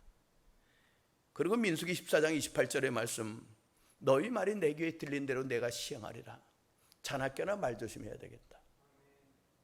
어떤 상황이 힘들고 어려워도 내 입에서 나오기 전까지는 아직 말이 아닙니다. 하나님은 내 입술에 파수꾼을 세워주심으로 내 말의 모든 말과 묵상에 죽기 연락되기를 원합니다. 하나님 귀에 들린 대로 틀렸어, 애굽에서 죽게 내버려 두지, 우리 돌아가자, 알았어, 너희 말이 내 귀에 들린 대로 내가 시행할게. 60만 3,550명, 남자만 20세 이상 200만 명 되는 사람들이 광야에서 여호수아 갈렙과 이세들 외에는 다 죽지 않았습니까? 말한 대로 죽었으면 좋겠다, 죽었으면 좋겠다 해가지고, 우리 관리 가운데 말 조심해야 되겠다. 그리고 마음씨도 중요합니다. 이제는 우리는 교육자니까. 여러분, 그 스데반으로 인하여서 환란이 그 예루살렘에 더 심하게 났을 때 다들 흩어졌습니다. 그래서 저 시리아 안디옥까지 많은 자들이 피난차 도망가서 교회를 세우게 되었습니다. 교회가 막 부흥됩니다. 평신도들로 인해서 교회가 세워졌죠. 예루살렘 교회가 그 소식을 듣고 교육자를 파송합니다. 그분이 바 목사님이지요. 요셉, 별명 바나바 목사님. 근데 바나바는 어떤 사람인고 하니 성령 충만하고 믿음이 충만하고 또 뭘까요? 착한 사람. 매갈이 없다는 게 아닙니다. 착한 사람. 저분은 착해. 저분은 그런 뜻으로 말한 거 아니야. 바탕이 선한 분이야. 성령도 충만하고 믿음도 충만하지만 착한 사람, 그 결과가 큰 무리가 죽게 더하더라. 그 결과입니다. 그 사람이 착할 때 큰 무리가 그를 통해서 주님께 더하는 겁니다. 이게 뭐가 아닙니까? 아유, 저 사람은 못됐어. 어떻게 저렇게 못된 사람이 지도자가 된다 그래? 저렇게 못된 사람이 영적 리더가 된다 그래? 아이, 못됐어. 난 저 사람 때문에 교회 안 나가. 저 목사님 때문에 교회 안 나가. 저 전사님 때문에 교회 안 나가. 이게 얼마나 하나님 앞에 큰 죄입니까? 차라리 자살시키는 거잖아요. 연자맷돌을 목에 메고 깊은 데 빠뜨리면 죽으라는 거 아닙니까? 착하지 못해가지고, 못돼가지고. 저는 우리 모두가 낯가다르게 큰 무리가 죽게 토하는 그러한 리더가 되기를 축복합니다. 그래서 우리가 관리해야 될 것 가운데 하나가 인간관계입니다. 어떤 분이 그래요. 어떤 교수님이, 목사님들은 하나님에 대해서만 연구하지 마시고 사람에게도 좀 관심을 갖고 연구하십시오. 하나님에 대해서 너무 잘 아시는데 왜 사람을 이렇게 모릅니까? 그러니까 실패하는 겁니다. 그런 말씀을 하세요. 인간관리 잘해야 됩니다. 저도 목회하면서 느끼는 게, 목회는 결국 관리인데 하나님과의 관계는 말할 것도 없고 사람 관리 잘해야 되겠다. 바울은 로마서를 통해서 교리를 쭉 말한 다음에 그 생활편에 대해서 말하는 것 가운데 로마 12장에 말합니다. 내 사랑하는 자들아, 너희가 친히 원수 갚지 말고 하나님의 진노하심에 맡기라. 목회하다 보면은요, 정말 싫은 사람이 있어요. 성경대로 표현하는 겁니다. 원수 같은 사람이 있어요. 아이고, 어떻게 저 사람을 만났을까? 원수 같은 사람. 근데 성경은 말하죠. 네가 갚으려고 하지 마. 하나님께 맡겨. 그 사람 때문에 스트레스 받고 병나지 마라. 하나님께 맡겨. 저도 속상할 때 하나님 앞에, 하나님 너무 속상해요. 그러면은 너나 잘해 그러죠. 나도 너 때문에 속상하다. 야, 너나 잘해. 진짜로 그러세요. 아이고, 알았습니다. 인간관계 잘 하셔야 됩니다. 내가 친히 원수 갚으려고 하지 마십시오. 하나님께 맡기십시오. 어떤 분이 저에게 찾아왔습니다. 목사님, 이럴 수가 있습니까? 어떻게 이런 문자를 저한테 보낼 수 있습니까? 봅시다. 문자를 보여줘. 아유, 정말 고약한 문자를 보냈더라고요. 문자 조심하셔야 됩니다. 내가 지운다가 지워집니까? 이미 날아갔는데. 빨리 안 주면 난 못 지웁니다. 이분이 너무 심한 문자를 받은 겁니다. 잠을 못 이룬다는 겁니다. 그래가지고 밤마다 묵상을 해요. 일어나서 그걸 또 보고, 정말 막, 어디 봅시다. 어떻게 지우는 건지 제가 알기 때문에 싹 지워버렸어요. 그거 왜 지우세요? 어디 성경에 주야로 너를 괴롭히는 문자를 묵상하라는 말씀이 어디 있습니까? 얼마 전에 후배 목사님이 찾아와가지고 목회하다 보면 어려움이 많이 있잖아요. 동일하게 얘기를 하길래 목사님 당장 지워요 그거. 얼마 전에 확인했더니 지웠대요. 어디 성경에 너를 힘들게 하는 문자를 묵상하라고 어디 있습니까? 잠도 안 자고 자다 말고 일어나서 또 묵상하고, 성경을 그렇게 묵상해야지. 묵상하고 왜 병나냐? 왜? 성경은 말하지 않느냐 이거지요. 친히 원수 갚지마, 하나님께 맡겨. 인간관계 그렇게 하셔야 됩니다. 목회하다 보면은요, 왜 힘들 때가 없습니까? 맡겨버리십시오. 또 말하지요. 내 원수가 줄이거든 먹이고 목마르거든 마시게 하라. 그리함으로 내가 숯불을 그 머리에 쌓아 놓으리라. 자꾸 원수가 나서 죄송한데 너무너무 힘들게 하는 사람 있지 않습니까? 절대 그를 저주하지 말아라. 오히려 숯불을 그 머리에 쌓아 놓으라. 내 입에서는 그를 흉보고 저주하고 싶은 마음이 나오지만은 이거는 사단에게 속는 거야. 사단은 디아블로스, 분열시키는 존재야. 왜 속니? 내 마음도 분열되고 왜 공동체를 분열시키니? 그렇게 하지 마라. 머리에 숯불을 놓으라. 이게 무슨 뜻일까요? 유대인의 속담이기도 하지만은 얼굴을 화끈 달아오르게 만들어라. 숯불을 가까이 가면 얼굴이 달아오르지 않습니까? 그는 나를 욕했지만은 너는 욕하지 마라. 오히려 축복하고 칭찬해. 악을 악으로, 욕을 욕으로 갚지 말고 도리어 복을 빌어. 네 힘으로 안 되지? 그래서 기도해. 성령님, 내 입술에 파수꾼을 주어주시고 악을 악으로 욕을 욕으로 갚지 말게 하시고 도리어 복을 빌게 해주세요. 그 복이 내게 돌아온다는 겁니다. 그렇게 관리해라. 또 말하지요. 악에게 지지 말고 선으로 악을 이기라. 인내와 위로의 하나님, 하나님 나 인내하게 해주세요. 아까 말씀드린 것처럼 바울이 에베소 교회 장로님들을 만나서 내가 유대인들의 간계를 오래 참으며 주를 섬긴 것을 기억하지 않습니까? 내가 눈물 흘린 거 기억하지 않습니까? 겸손이 뭡니까? 밟히는 겁니다. 휴무스예요. 내가 겸손해진 것 기억하지 않습니까?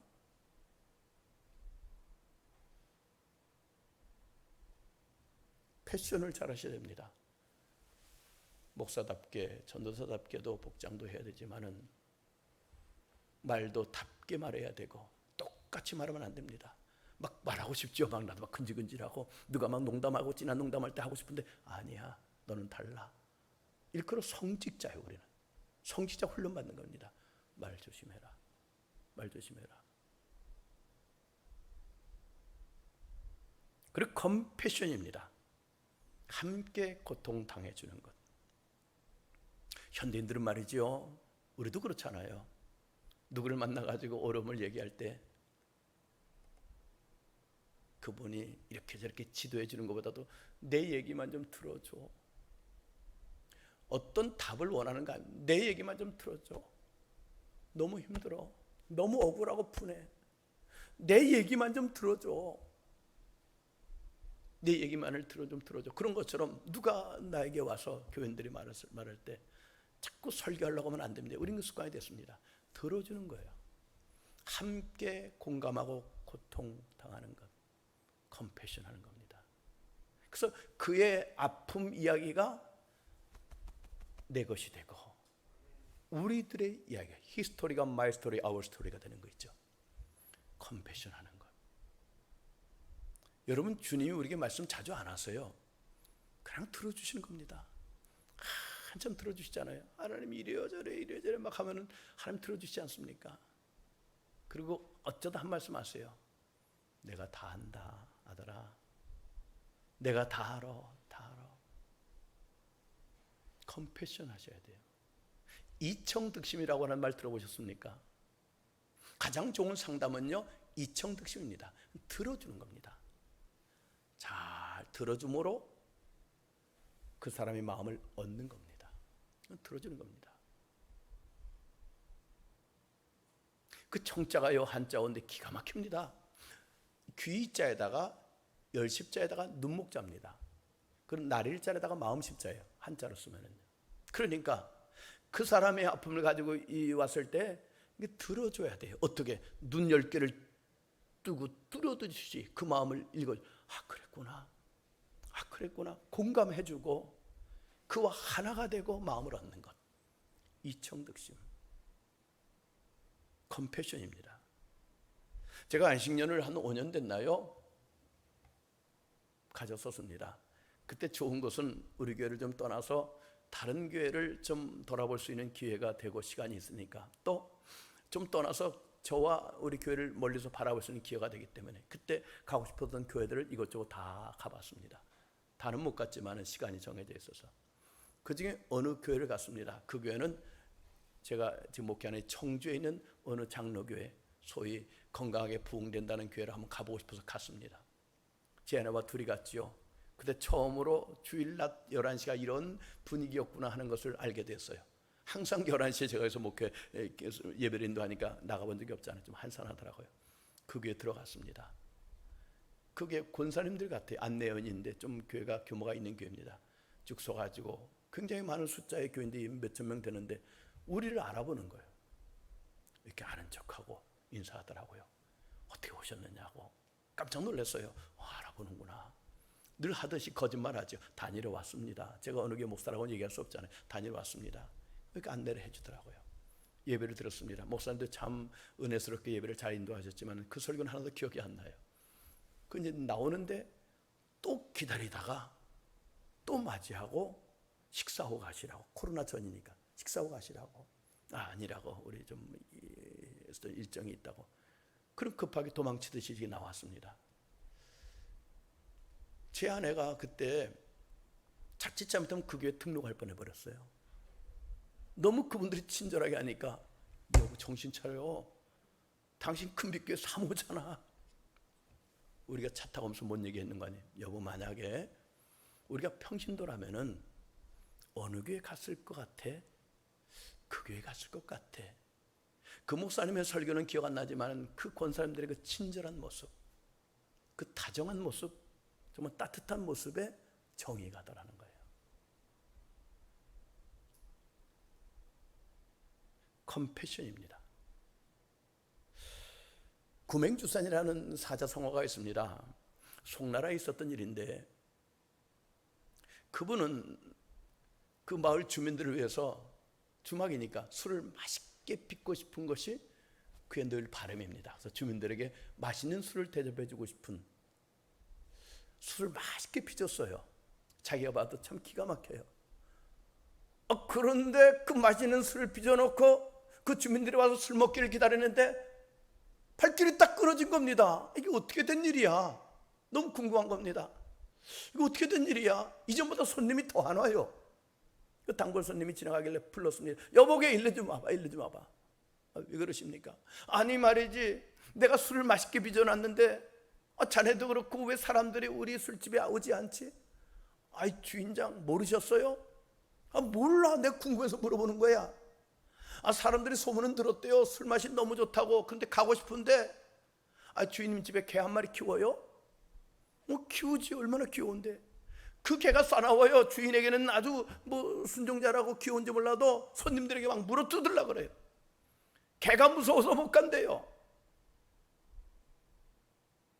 주인님은 좋고 주인이 만든 술은 맛있는데 그 술집에는 개가 사나워서 물릴까 봐 못 간다는 거예요. 개구자, 사나울맹자, 술주자, 초산자.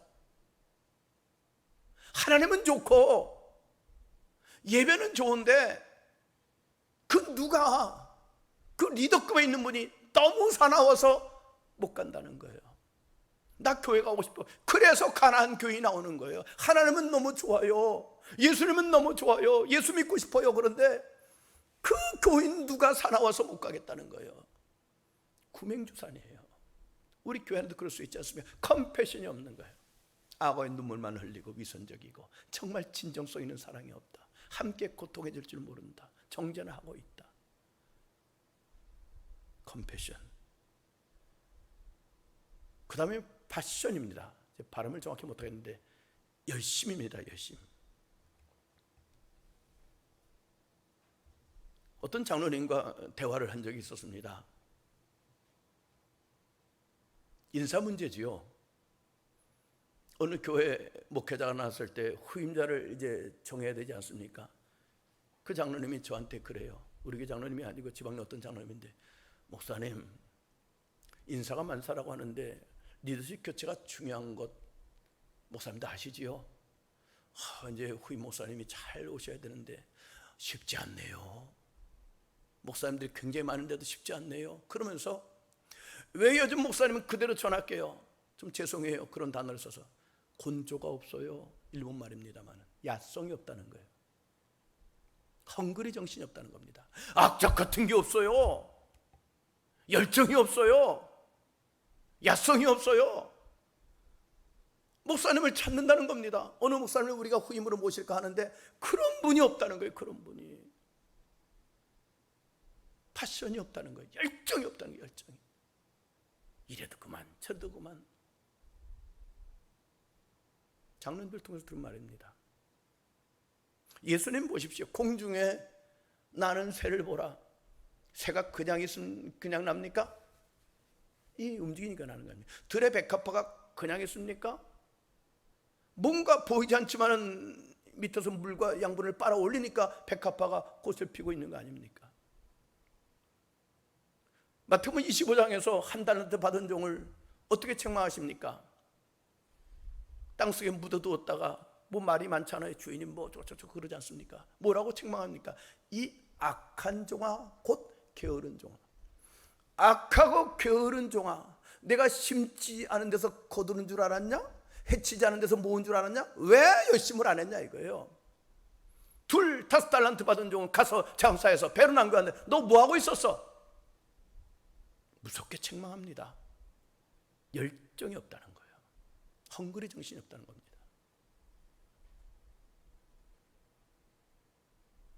사도 바울의 생애를 이렇게 연구해 봅니다. 신학교 다닐 땐 별로 안 해봤는데 웨슬리에 대한 것도 목회 현장에서 이렇게 정리하고 연구해 봅니다. 사도 바울이 20대 후반에 주동자가 되어가지고 스데반 집사를 순교하게 만들고 부활의 주님을 만나게 되지요. 얼마나 뜨거워집니까? 그러나 그는 아라비아 가서 3년, 그 터키 다소에 가서 거의 10년 가까이 13년 동안 준비하게 됩니다. 나이는 40이 다 돼갑니다. 얼마나 초조할까요? 나이 40인데 아마 많은 갈등이 있었을 겁니다. 빨리 서둘러서 이 복음을 증거하는 하나님께 쓰임받고 싶은데 10년이 지나고 10년이 더 지나는데도 아무도 나를 찾아주는 사람이 없어요. 그때 안디옥에서 바나바가 동력자가 필요하였고 생각하니까 바울이 딱 제격이라 바울을 불러오지 않습니까? 1년간 같이 안디옥교를 섬김으로 그리스도인이라 칭함을 받게 되고 성령의 감동 따라 두 사람이 선교사로 파송받지 않습니까? 그때부터 20년밖에 안 돼요. 쓰임받은 기간이. 바울이 62세쯤 로마에서 순교하잖아요. 그러면 40대 초반에 선교사로 나가서 20여 년밖에 쓰임받지 않아요. 짧아요. 그러니까 멋진 일을 해내더라고요. 그러니까 우리가 하나님의 쓰임받는 시간이 그렇게 많지 않아요. 여러분들의 지금 나이를 제가 정확히 모르겠지만은 어느 나이가 되고 준비한 다음에 본격적으로 쓰임받을 시간이 바울보다는 혹시 많을지 몰라도 그렇게 많지 않아요. 할 일은 많은데 시간이 없어요. 그러니까 최선을 다해야지요. 최선을 다해야지요. 바울의 멋진 고백, 내가 선한 싸움 싸우고 달려갈 길 달리고 믿음을 지켰으니 이제 주님이 부르실 때 멸류관 받으러 간다. 최선을 다했잖아요. 열심히 있어야 됩니다. 열정. 게으른 것은 악한 겁니다. 4가지 단어를 명심해야 되고 저는 명심합니다. 미션과 패션과 컴패션, 패션. 하나님께서 우리를 목회자로 부르신 것은, 훈련시키는 것은 피로가 없게 사신 교회를 성장시키라. 이 성장하면 굉장히 어떤 세속적인 단어로 쓰는데 그렇지 않습니다. 생명체는 자라야지요. 어린아이가 태어나서 그대로 있으면 좋아요? 안 되지 않습니까? 건강하게 자라야지요. 성장해야 됩니다. 저는 교회 성장 말할 때 2가지 차원에서 말합니다. 하나는 양적인 성장과 또 하나는 질적인 성장입니다. 양적인 성장 무시하면 안 됩니다. 왜? 사도행전에 보면은요, 양적인 성장이 일어났거든요.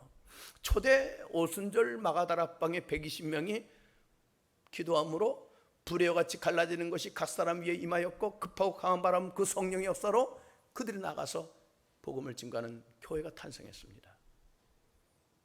사도행전 2장 41절에 보니까요, 베드로가 설교할 때 신도수가 3,000명이 더했습니다. 와, 엄청난 부흥입니다. 120명이 3,000명. 4장 4절에 보니까요, 말씀을 듣고 믿는 자가 남자만 5,000명. 그러면 그 당시에는 여자와 아이들은 별로 숫자에 안 넣었으니까 2만여 명 되는 겁니다.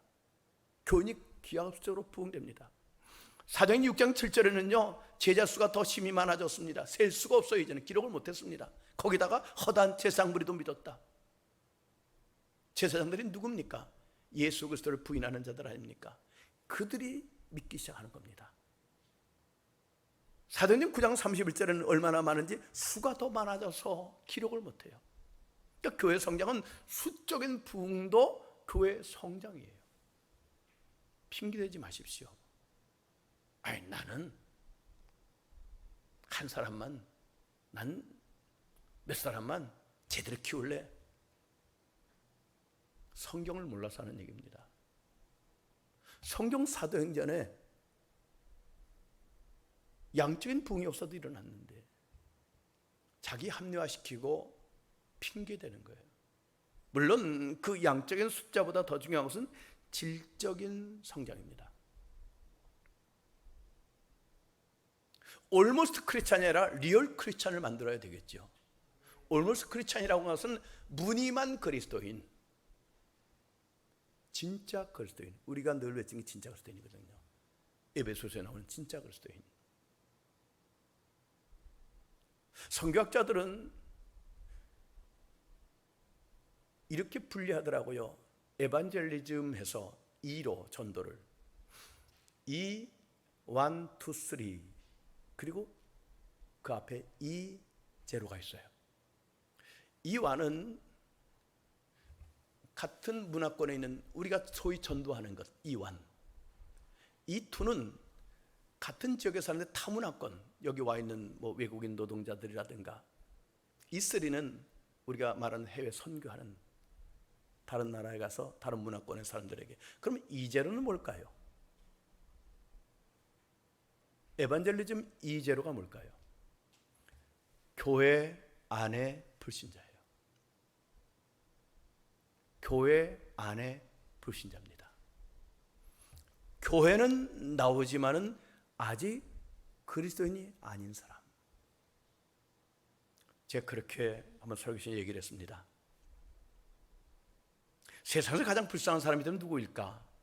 교회 옆에 살면서 늘 찬송을 듣고 설교를 잘 못 알아듣겠지만 예배 소리를 들으면서도 교회 안 나오는 사람. 불쌍한 사람. 더 불쌍한 사람은 누구일까요? 여러분들 한번 답해 보십시오. 교회를 다니면서도 구원받지 못한 사람. 얼마나 불쌍합니까? 교회를 다니면서 구원받지 못하는 사람. 그날에 내가 너를 도무지 모른다. 얼마나 불쌍합니까? 제가 우리 지방에 있는 목사님들과 함께 울릉도를 여행 간 적이 있었습니다. 여행을 다 마치고 이제 돌아오는데 도동항에 배를 기다리는 시간에 이렇게 수북히 쌓아놓은 더덕이 있었어요. 울릉도는 화산재로 덮인 산 아닙니까? 거무스름한 이렇게 흙으로 쌓인 더덕. 와, 정말 보암직도 하고 먹음직도 하더라고요. 가격도 쌌습니다. 야, 저걸 사와야 되겠다. 가격을 물어봤더니 정말 쌌어요. 많이 사왔죠. 욕심을 내서. 신나게 가져왔습니다. 집에 가서 칭찬받으려고. 어디서 이렇게 좋은 더덕을 구해왔느냐고. 가격은 얼마냐? 이 정도. 야, 그런 싼값에 욕 바가지로 먹었지요. 남자들은 밖에서 뭐 함부로 사면 안 돼요. 칭찬받기 거의 힘드니까. 아니, 분명히 이거 울릉도산 더덕인데 겉을 볼 때 흙도 거무스름하고 아주 맛있어 보이는데, 제 아내 하는 말이, 더덕의 특징은 뭡니까? 향이 나요, 안 나요? 향이 나야죠. 나죠. 그리고 더덕을 까보셨나요? 까기가 쉬워요, 어려워요? 뭐 때문에? 주름도 그렇지만은 진이 많아요. 본드 같은 진이 나와서. 근데 제가 사온 더덕은 향도 안 나고 까기가 너무 쉬워 진도 안 나요. 더덕은 맞는데 향도 없고 진도 없어요. 나중에 알아보니까 중국산을 가져다가 울릉도 땅에 3개월 묻어둔 거랍니다. 이제 질문합니다. 이 더덕은 울릉도산입니까? 중국산입니까? 예? 헷갈리죠? 겉은 분명히 울릉도산인데 속은 중국산이에요. 그리스도의 영이 없으면 그리스도의 사람이 아닙니다. 교회는 다녔어도 성령님이 그 안에 내주하지 않는 사람은 그리스도인이 아니에요. 교회에 다니는 사람 무리입니다. 어떤 십자가 질 때 다 도망칠 사람들, 불법을 행하는 자들입니다. 불법이 뭡니까? 자기 마음대로 믿는 사람, 단순한 지식적인 동의로 현세적인 믿음을 가지고 믿는 가짜입니다. 그런 분들을 일컬어 크리스탄 그러잖아요. 그리스도인 같은데 아직도 사탄의 자녀, 그들이 이제로입니다. 선교학자들 말에 의하면 60%가 교회 안에 그렇다는 거예요. 코로나로 인하여서 그들이 많이 떨어져 나갈 것 같다는 겁니다. 그들도 귀한 분들이거든요. 왜? 비록 지금은 성령을 받지 아니했지만은 하나님이 어느 순간 은혜를 주시면은 성령 받고 그리스도인 되지 않겠습니까? 교회 나온다는 것이 얼마나 큰 은혜인데 코로나 때문에 떨어져 나가는 게 아파요.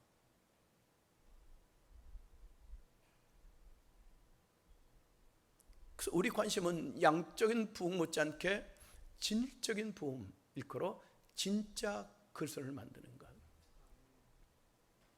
진짜 그리스도인에게 특징이 있습니다. 간증이 다 있어요. 사람은 죽으면 이름을 남기고 호랑이는 죽으면 호피를 남긴다 그러고 그리스도는 죽으면 간증을 남긴대요. 죽기 전에도 간증이 있습니다. 이것을 이해하기 쉽게 선교훈련 받을 때 그렇게 말하더라고요. 베스트 간증이 있어야 된다. 이니셜로. 아주 잘 만든 말 같아요. B-E-S-T. Before. 내가 예수 믿기 전에는 이러했습니다. 저랬습니다. 내가 왕노릇했습니다. 나중심적이었습니다. 이 땅의 삶이 다인 줄 알았습니다. 그렇던 내가 어느 이벤트로 교회 나오게 되었습니다. 하도 한번 가자 그래서 나왔습니다. 갑자기 집안에 문제가 생겨서 나왔습니다. 거기서 끝나면 안 되죠. 솔베이션이 돼야 되죠. 그랬던 내가 정말 성령 받았습니다. 정말 예수 만났습니다. 구원 받았습니다. 그래서 오늘 투데이 내가 이렇게 변했습니다. 이제는 나 사는 것 아니요 내 안에 그리스도가 사십니다. 예수는 그리스도, 예수는 주님. 이 베스트의 간증이 있는 사람, 정리를 안 했을 뿐이지 분명히 간증이 있어요. 간증이 없다? 그는 아직 그리스도인이 아닙니다. 그래서 저는 진짜 그리스도인을 이렇게 정의합니다. 첫째는 중생을 위한 구원화. 아노랭, 위로부터 헬라말로 다시 나는 것. 내 스스로 노력과 수고로 불교에서 말하는 갱생이 아니고 위로부터 하나님의 은혜로 나는 것, 거듭나는 것. 죄 허물로 죽었던 내가 물과 성령, 말씀과 성령으로 새롭게 태어나는 것, 의롭다함을 받고 새로 태어나는 것. 사도행전에 보니까요 이런 과정이 있더라고요. 말씀을 들을 때, 저도 거듭났을 때 똑같은 과정이더라고요. 말씀을 듣는데 제 속에 신음소리가 들려요. 어떡하지? 죄값은 사망이네. 말로만 듣는 지옥이네. 어떡하지? 어찌할꼬? 그때 성령님이 역사하시더라고요. 회개케 하시더라고요. 제가 하는 게 아니에요. 그분이 하게 하세요. 제 죄가 떠오르게 하시고 그 죄에 예수의 피가 떨어지면서 죄가 흰눈같이 양들같이 휘어지게 하시더라고요. 회개케 하시고 그리고 세례받게 되고, 세례가 뭡니까? 물에 잠기는 거. 나 죽었어요. 예수 믿기 전에 나는 죽었고 이제는 예수와 함께 사는 겁니다. 그리고 성령을 선물로 받지 않습니까? 물론 죄사함 받고. 그래서 막 울잖아요. 너무 좋아서. 내 죄가 사함 받은 것이 너무 좋아서, 너무 좋아서. 이 과정이 반드시 있어야 돼요. 아니, 있어요, 거듭난 사람은. 그래서 우리의 관심은, 제가 교인들에게도 말하는 겁니다. 다른 데 관심 두지 마십시오. 저분이 성령 받았는가? 말씀 들을 수 있도록 거기까지 우리가 인도하십시다. 말씀 듣다가 찔림을 받고 어찌할꼬 하고 회개하고 세례받고 죄사함 받고 성령을 선물로 받아서 거듭나서 그리스도인 되는 것. 그래서 끝나면 안 되죠. 그 다음에는 양육을 위한 제자와, 어린아이 머무르면 안 됩니다. 계속 성장해 나가야 됩니다. 요한일서 2장 12절부터 14절까지 잘 나와 있습니다. 교회 안에는 5종류의 교인들이 있습니다. 하나는 말씀드린 교회 다니는 사람이 있고, 그 다음에 요한일서 2장 12절에 보니까 자녀가 있고, 아이 같은 신앙이 있고, 청년 같은 신앙이 있고, 아비 같은 신앙이 있어요. 자녀는 교회를 다니다가 아까 말씀드린 그대로 말씀 앞에 찔림받고 세례받고 회개하고 제사함 받고 하나님의 자녀가 되는 것. 그 다음은 아이 같은 신앙은 아버지를 아는 신앙. 아, 나에게는 하늘 아버지가 계시는구나. 육신의 아버지는 한시적인 분이시고 유한한 존재지만 하늘 아버지는 영원한 나의 전능하신 아버지. 그래, 어려울 때 이제는 기도하자. 예수 믿다고 어려움이 없습니까? 그러나 이제는 나는 아버지가 계셔. 기도해야지. 거기서 끝나지 않습니다. 청령 같은 신앙. 악한 자를 이기는 겁니다. 그 나라 갈 때까지. 어떤 간교한 계략도 시험도 유혹도 이기는 겁니다. 무엇으로? 말씀으로. 오뚜기처럼 7번 넘어져도 말씀의 주로 또 일어나고. 청년, 더 나아가서 아비 같은 신앙은 태초부터 계신 이 하나님을 아는 신앙. 하나님이 나를 구원해 주신 것은 하나님이 내게 맡겨진 사명이 있지. 하나님은 모든 사람이 구원을 받으며 진리를 아는 데 이르기를 원하시는 소원이 있으시구나. 이게 그레이트 커맨드, 지상명령이야. 아, 그래, 나 구원받고 열방이 죽게 돌아오는 일에 내가 쓰임받아야지. 이렇게 교회 안에는요, 교인, 죄사함 받는 자녀, 아버지 하나님을 아는 아이, 말씀으로 악한 자를 이기는 청년, 그리고 태초부터 계신 하나님을 알고 그 뜻을 이루어드리는 아비신앙. 거기까지 계속 양육되어 가야 됩니다. 그리고 더 나아가서 선교를 위한 사회와 세상에 나가서 소금이 되고 빛이 되는 사람, 사람들이 볼 때 갈증을 일으키게 만드는 사람, 침이 꼴깍꼴깍 소금 먹으면 목마르지 않습니까? 그런 것처럼 우리를 바라볼 때, 야, 코로나 팬데믹인데 왜 귀를 쓰고 교회를 가서 예배를 드리려고 그래? 저분도 걱정이 많을 텐데 왜 교회만 갔다 얼굴이 환하지? 이유가 뭘까? 매력을 느끼는 겁니다. 매력을 느끼는 겁니다. 당신 믿는 예수님 나도 믿고 싶은데, 소금의 역할, 썩어가는 세상 가운데 그래도 거룩하게 살라고 애쓰는 사람들, 빛이 되는 사람, 그 사람만 나타나면 어둠이 더 떠나가. 항상 밝고, 내가 보지 못한 걸 보는 사람이야. 듣지 못한 걸 듣는 사람이야. 내가 알지 못한 걸 아는 사람이야.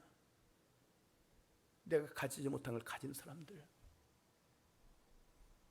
우리가 그런 세상의 빛과 소금 역할을 감당함으로 우리 착한 행실을 보고 아버지께 돌아오게 하는 사람. 나 저 사람 때문에 교회 한번 나가고 싶다. 세상 속의 그리스도인. 왜 전도인이 막혔을까? 그 중에 이유가 우리가 신뢰를 잃어버린 겁니다. 맛을 잃어버리고 빛을 잃어버려서. 저는 이것이 교회의 질적인 성장이라고 생각합니다. 이거 한번 따라해 보실까요? 중생을 위한 구원아, 양육을 위한 제자와 선교를 위한 사회와. 이제 마무리를 지어갈게요. 교회를 우리가 잘 섬기려면요, 교회가 뭔지를 알고 잘 섬겨야 어렵지 않습니다. 그리고 제대로 갈 수 있습니다.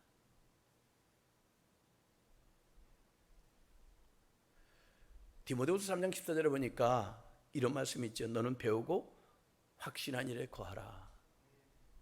교회가 뭔지를 모르고 열심히 하면은요, 그것이 오히려 교회를 무너뜨리게 할 수도 있습니다. 알고 열심을 내야 됩니다. 그러니까 빠르게보다 중요한 것은 바르게입니다. 바르게 가야죠. 자기도 힘들고 교회도 어지럽게 만드는 겁니다. 열심을 했는데. 미국에 가면은 제가 한남대학의 그 총장님을 통해서 우리 지방에 와서 세미나할 때 들은 것인데, 레프트 푸트 처치라고 하는 교회가 있대요. 왼발 교회. 이름 좀 독특하지요. 근데 그 교회가 그렇게 이름을 지은 사연이 있음을 들었습니다. 교회가 막 부흥이 돼가지고요, 예배당도 짓고 막 교회가 너무 부흥돼가지고 부흥회를 했답니다. 은혜를 받고, 자, 우리 섬기며 살아갑시다. 서로 사람 섬깁시다. 그래서 세족식을 하게 되는데요, 갑자기 어떤 사람이 그래요. 우리 왼발부터 씻깁시다. 그래서 아니 왜 갑자기 왼발부터 씻기자 그래요? 성경대로 해야지요. 아니 그게 성경 무슨 관계 있습니까? 예수님이 말씀하셨잖아요. 산상복음에서 내 원수가 내 오른뺨을 치거든 왼뺨을 돌려대라. 그러면 오른뺨을 치려면은 내가 왼손을 사용해야 됩니까? 오른손을 사용해야 됩니까? 그 사람은 똑똑한 분이 왼손을 사용했다는 거예요. 예수님이. 그러니까 예수님은 왼손잡이다 분명히. 상대방이 오른뺨을 치려면. 그러니까 예수는 왼손잡이니까 우리도 예수님 본받아서 왼발부터 씻겨야 된다. 그 왜 말이 안 되는 소리를 이렇게 합니까? 상식적으로 다 오른쪽부터 하는 거 아닙니까? 아, 성경대로 해야지요. 예수님이 그렇게 하셨으니까. 무슨 억지를 피웁니까? 여러분, 지금 이분들은 뭐 하자는 겁니까? 우리가 섬깁시다. 더 잘 섬겨서 교회를 부흥시킵시다. 그 본질은 섬기자는 건데, 지금 오른발이 문제입니까? 왼발이 문제입니까? 두 발 한꺼번에 하는 게 어떤 게 옳습니까? 상관없어요. 이건 본질이 아닙니다. 그것 가지고 싸움이 일어나서 이 사람들은 같이 신앙생활 못하겠네, 우리 따로 나가서 교회를 다시 시작합시다 해가지고 나간 교회가 왼발 교회래요. 우리가 들을 땐 너무 말도 안 되는 엉터리 같은 만든 얘기 같지만 팩트랍니다. 교회 안에 그런 일이 많이 일어나요. 저도 목회하면서 그런 일을 많이 경험합니다. 본질을 잃어버려요. 옛날에 이 강단에 다 빨간색 카페트를 깔았습니다. 예수 보혈해 가지고. 어느 교회가 카페트가 좀 낡아서 빨간색, 요즘 마루도 많이 합니다만은 깔라고 했더니 누가 그러더라는 겁니다. 아유, 빨간색 조금 세련되게 하얀색으로 합시다. 때 타서 안 돼요. 때 타는 것보다도 강단에 빨간색, 보혈의 상징은 빨간색을 해야죠. 꼭 빨간색 해야 됩니까? 그럼 파란색 합시다. 무슨 소리 하는 거냐? 아니 하나님이 하늘 파란색 아니에요? 어떤 게 오는 겁니까? 어떤 색을 깔아야 돼요?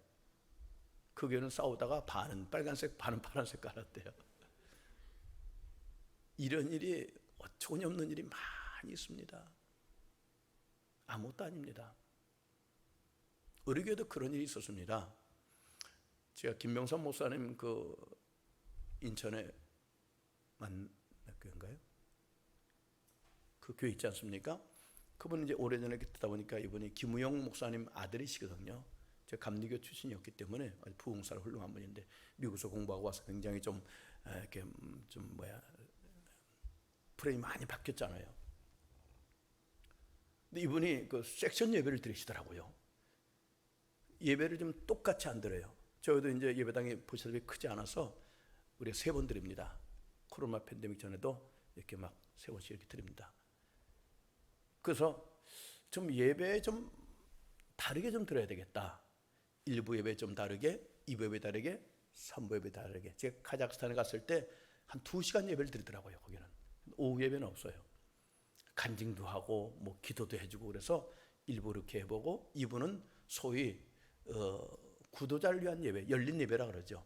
심플하게 찬송, 그 다음에 설교, 그렇게 아주 심플하게 3부는 전통적으로 땡종 치고 뭐 묵상기도 하심으로 뭐 사도신경하고 뭐하고 이렇게 절차가 있잖아요. 가운 딱 있고. 그래서 이제 2부 예배를 그렇게 했더니 반발이 좀 일어나더라고요. 그때는 복음성가 많이 불었거든요. 그랬더니 이제 오래된 교인들이 4주를 가까이를 왜 안 부릅니까? 나 같은 죄를 안 부릅니까? 청년들은 그거보다도 복음성가를 좋아합니다. 복음성가를. 그래서 거기 좀 갈등이 일어나는 겁니다. 그래서 제가 그랬습니다. 갈등하지 마시고 세대가 바뀌니까 지금 우리 다음 세대를 우리가 섬겨야 됩니다. 2부는 점점 더 현대적인 예배로 갈 것이고 3부는 더 전통적인 예배를 갈 겁니다. 저는 2부 때는 가운 안 입습니다. 요즘 코로나 팬데믹 때문에 3부도 안 입지만 3부는 가운을 입고 막 쇼를 합니다. 1부 때는 또 막 간증도 막 하고, 요즘은 그게 좀 시간 관계상 잘 못하고 있지만 원래 그렇게 시작한 겁니다. 그래서 불평하지 마십시오. 다음 세대 생각해야 됩니다. 정 싫으면 3부 때 나오세요. 우리 하던 대로. 그때 찬송가만 부릅니다. 2부 때는 복음상가 주로 부릅니다. 그때 요새는 2부가 오히려 더 많이 나오시더라고요. 본질이 뭡니까? 영과 진리로 예배하여 하나님께 영광 돌리고 하나님 임재를 경험하고 싶은 거 아닙니까? 하나님 받으신 예배 아닙니까? 본질 아닌 거 가지고 세월을 보내면 안 된다는 얘기입니다. 그래서 교회가 문제를, 성격을 정확히 알아야 됩니다. 가장 교회가 무엇인지를 잘 말하는 말씀 중에 하나가 마태복음 16장 18장, 예수님이 직접 하신 말씀입니다. 교회 머리는 주님이시니까. 한 번은 예수님이 사역을 다 마쳐가는 그 시간에 제자들 데리고 이스라엘의 저 북단 헐몬산 밑에 빌립보 가이사라라고 하는 곳으로 같이 가십니다. 그런 제자들에게 물어보죠. 얘들아, 사람들이 날 누구라 하느냐? 제자들이 세례 요한이라 하기도 하고요, 엘리야나 에레미야라고도 합니다. 정확하지 않죠. 그래? 예수님 관심은 제자들입니다. 우리들입니다. 예수님 우리들. 너희는 나를 누구라 하느냐? 역시 수제자 시몬 베드로가 주는 그리스도시요 살아계신 하나님의 아들입니다. 정확히 말했어요. 예수님 너무 좋으셔서 요한의 아들 시몬아, 내가 복이 있도다. 이를 내게 알게 하니는 혈육이 아니라 하늘에 계신 내 아버지시느니라. 내가 너에게 천국 열쇠를 줄 것이니 음부의 권세가 이기지 못할 것이다. 내가 땅에서 무엇이든지 매면 하늘에서 매일 것이요 땅에서 풀면 하늘에서 풀릴 것이다. 그렇게 말씀하지 않습니까? 그 말씀을 통해서 교회가 무엇인가? 교회는 신앙 고백의 공동체입니다. 예수는 그리스도, 예수는 주님, 예수가 그리스도라고 하는 것은 신앙 고백이요, 예수는 주님은 삶의 고백. 이 고백이 있는 사람, 이는 혈육이 아니라 하늘에 계신 내 아버지, 성령님이 역사하지 아니하시면, 하나님의 은혜를 주지 않으면 고백이 안 되는 겁니다. 이것은 성령이 역사하셔야만 고백이 되거든요. 그런데 어디서 고백이냐? 빌립보 가이사라, 예루살렘에서가 아니에요. 갈릴리 바다 주변이 아닙니다. 이거는 하늘나라 가신 권혁선 교수님과 성지순례 할 때 그분께 들은 것인데 굉장히 은혜를 받았습니다. 그 빌립보 가이사라는요, 이스라엘 북단에 있습니다. 성지순례 가는 분들도 거기 하루 일정이기 때문에 못 가는 경우가 많아요. 거기 가니까 너무 아름다워요. 이스라엘 땅 같지가 않을 만큼 물이 많아요. 헐몬산이 있지요. 거기서 물이 내려오지요. 헐몬산 밑에 샘이, 큰 샘이 있습니다. 단, 바니아스, 핫지바니 이런 샘들의 물이 막 용천수처럼 올라옵니다. 물이 많으니까요, 주변 경관이 나무도 많고, 이스라엘은 나무 같은 게 거의 없거든요. 누런 땅입니다. 건기 때 가면은, 우기 때 가야 푸른 초장 보지요. 근데 거기는 그렇지, 나무도 있고 물도 있고. 그러니까 그 분봉왕 헤롯 대왕 이후에 아들 셋으로 땅을 나눠주는데 거의 빌립이 그 분봉왕입니다. 그 지역을 왕권을 받았습니다. 그래서 로마의 지배를 받으니까 로마 황제를 섬기는 신전도 세워지고 별장도 지어지고 자연을 숭배하는 자연신도 있고 너무 화려해요. 거기를 데리고 가신 겁니다. 거기서 물어보신 거예요. 예수님의 가르치심과 기적을 행하셨던 갈릴리 바다라든가 예루살렘에서 물어봤더라면 그렇게 주저하지 않았을 겁니다. 예수님이 기적을 많이 베푸시고 말씀을 들으니까 하나님이시죠. 베드로의 그 고백을 했을지 모르지만 지금은 상황이 달라요. 보니까 로마 신도 있네, 저 신도 있네, 저 신도 있네, 자연 신도 있네, 너무 화려하네, 너무 멋있네. 거기서 물어보니까 당황스러운 겁니다. 곧 지금 우리가 예수님보다 사랑할 것이 너무 많아. 지금 의지할 게 너무 많아요. 너무 많아요. 너무 많아요. 그 상황에서 물어보는 거예요. 교회 안에서 신앙 고백을 물어보는 것이 아니라 세상 속에서 예수 믿는다는 것 때문에 조롱을 받고 손해를 봐야 될 그 상황 속에서, 아니 예수님의 즐거운 게 너무 많아, 세상 즐거움 너무 많아, 거기서 물어보시는 거예요. 그때 성령님을 내가 받지 않고는 고백이 힘듭니다. 그래서 주님의 물어보시는 신앙 고백은 교회 안에서가 아니라 세상 속에서 주님보다 더 사랑하고 싶은 것이 많고 유혹이 많은 그 가운데서도 너는 주를 그리스도와 고백할 수 있느냐 이겁니다. 내가 거기서 고백할 때 쪼다 소리 들어요, 바보 소리 들어요. 지금 어느 시대인데 그런 소리에, 그런 가운데서도 주는 그리스도시요 살아계신 하나님의 아들입니다. 그 고백하는 자들을 만들어내는 게 교회입니다. 세상 속에서 그리스도인, 빛이 되고 소금 되는 겁니다. 조롱을 받아도. 두 번째, 교회는 에클레시아죠. 가할. 세상 가운데 있지 않고 그들을 불러내서 홀로 두지 않고 공동체가 되게 하신 겁니다. 공동체예요. 우리는 사도신경 가운데 거룩한 공동체 공회, 홀리 카톨릭 고백하잖아요. 공동체가 교회입니다. 공동체. 왜? 하나님이 공동체시니까. 성부, 성자, 성령 하나님 우리시니까. 홀로 구원받았지만은 함께 있어라. 그게 교회입니다. 에클레시아, 공동체. 그래서 성경에 보니까요, 마태복음 18장 19절에 진실로 다시 너에게 이르노니 너희 중에 두 사람의 땅에서 합심하여 무엇인지 구하면 하늘에 계신 내 아버지께서 그들을 위하여 이루게 하시리라. 우리가 같이 모여서 구하라는 겁니다. 합심하여 무엇을? 하나님의 소원이 있지 않습니까? 교회가 부흥되기 원해서. 그 부흥이 뭐예요? 영혼을 살리고 세워라. 나는 모든 사람이 구원받기를 원해. 땅끝까지로 내 증인이 되어다오. 아버지와 아들과 성령 이름으로 세를 베풀고 가르쳐 지키게 해라. 이것을 기도하라는 겁니다. 너희들만 구원받았다고 유람선 타고 즐기지 말고 영적 싸움에서 그 영혼들 건져내라. 이 문제로 기도해라. 이 본질을 잊어버리지 말라는 겁니다. 교회는 다양한 사람들이 모였습니다. 예수님 제자들 보십시오. 열심당원도 있는가 하면요, 그 얼마나 독립군이죠. 그런 건 마태 같은 로마에 물론 이제 변화였지만은 녹을 받아 먹고 사는 그들이 말하는 매국노도 있었습니다. 다 모였습니다. 그러나 공통 분모가 있는 것처럼 교회 안에도 여러 종류의 사람이 모인 겁니다. 기질도 각각이지요, 배움도 각각이지요. 근데 우리 공통 분모는 구원받았으니 이 피 묻은 몸을 증거해야지. 그 공통 분모. 그래서 교회는 유니폼이 아니고 유니티예요. 미국처럼, 유나이티드 스테이트처럼 공통 분모로 하나, 다양성을 인정하는 겁니다. 그러나 우리는 하나예요. 성령 안에 하나.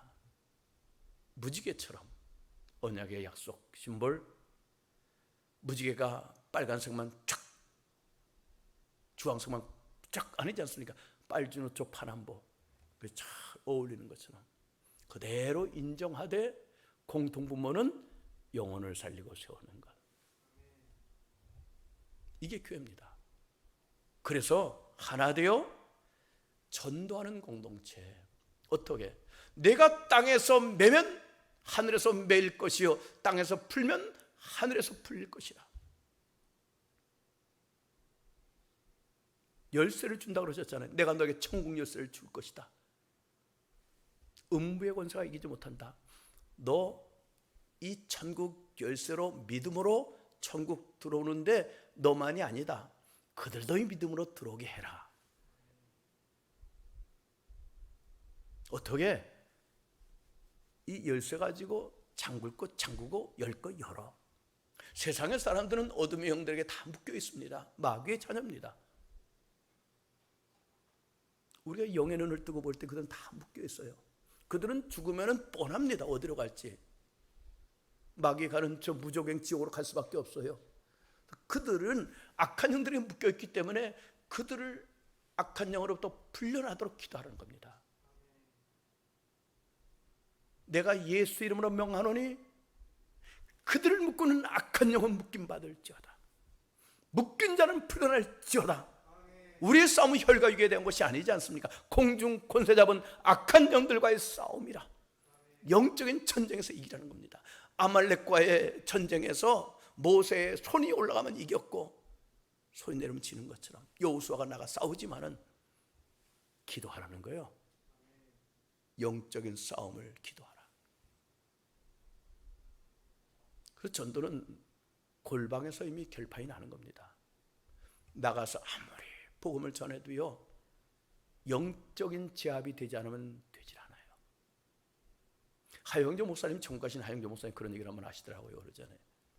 그게 교인들 제주도에 지금은 뭐 다들 제주도 많이 가지만은 혹 여행을 가거든 여행을 즐기십시오. 그러나 이건 하고 하십시오.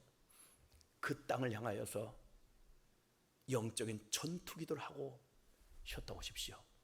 그래서 그 교인들이 가서 제주도에 있는 거기 해민 사상 때문에 그 섬이니까 우상을 많이 섬겨요. 이 섬에 있는 더러운 귀신은 묶임 받을지어다. 더러운 귀신은 묶임 받을지어다. 묶인 자들은 풀려날지어다. 귀신의 손으로부터 풀려날지어다. 이렇게 외치는 기도하고 휴가 갔다 오십시오 했더니 교인들 순종을 잘하잖아요. 오랫동안 했답니다. 놀라운 일이 일어났대요. 제주도에서 목회하는 분들이 예수 믿으세요, 예수 믿으세요 했지만은 알았다고 대답해도 잘 못 나오더래요. 왜? 악한 영이 묶고 있으니까. 그런데 이분들이 기도한 다음부터 악한 영들이 떠나가 버리고 풀려 있으니까 교회를 나오게 되더라는 겁니다. 우연입니까? 이분이 쇼하는 겁니까? 아니지 않습니까? 영적인 전쟁입니다. 영적인 전쟁. 모세가 손 들었다고 뭐 전쟁 이기고 손 내렸다고 지고 그게 쇼입니까? 사실 아닙니까? 그러니까 우리가 영적인 싸움이니까 악한 영들을 향하여서 예수 이름으로 묶임 받을지어다, 묶은 자는 풀어날지어다 할 때 역사가 일어나는 것이거든요. 그게 교회입니다. 그래서 교회는 빌립보 가이사라의 신앙고백 공동체, 곧 세상 속에서 내가 신앙 고백할 때 조롱을 받고 핍박을 당하고 불이익을 당해도 주는 그리스도 살아계신 하나님, 이 고백하는 사람 성령 받지 않고는 불가능합니다. 그들이 하나가 되는 겁니다. 서로 격려하고 위로하고 다양성을 인정하면서 공통분모는 영혼을 살리고 세웁시다. 그런 차원의 교회를 부흥시킵시다. 그리고 그들이 이 복음을 증거할 때 모일 때마다 묻고 푸는 게도 우리 가정에 있는 어둠의 영들이 묶임 받을지어다. 내 자녀를 묶고는 악한 영은 떠나갈지어다. 내 남편을 묶고는 악한 영은 떠나갈지어다. 우리 가족을 구원하여 주시고 지역을 구원하여 주시고 이 민족을 구원해 주세요. 왜 전도훈이 맡겼습니까? 얼마나 많은 신앙의 선배들이 이 여름에 산상에 가서 기도했잖아요. 여름뿐입니까?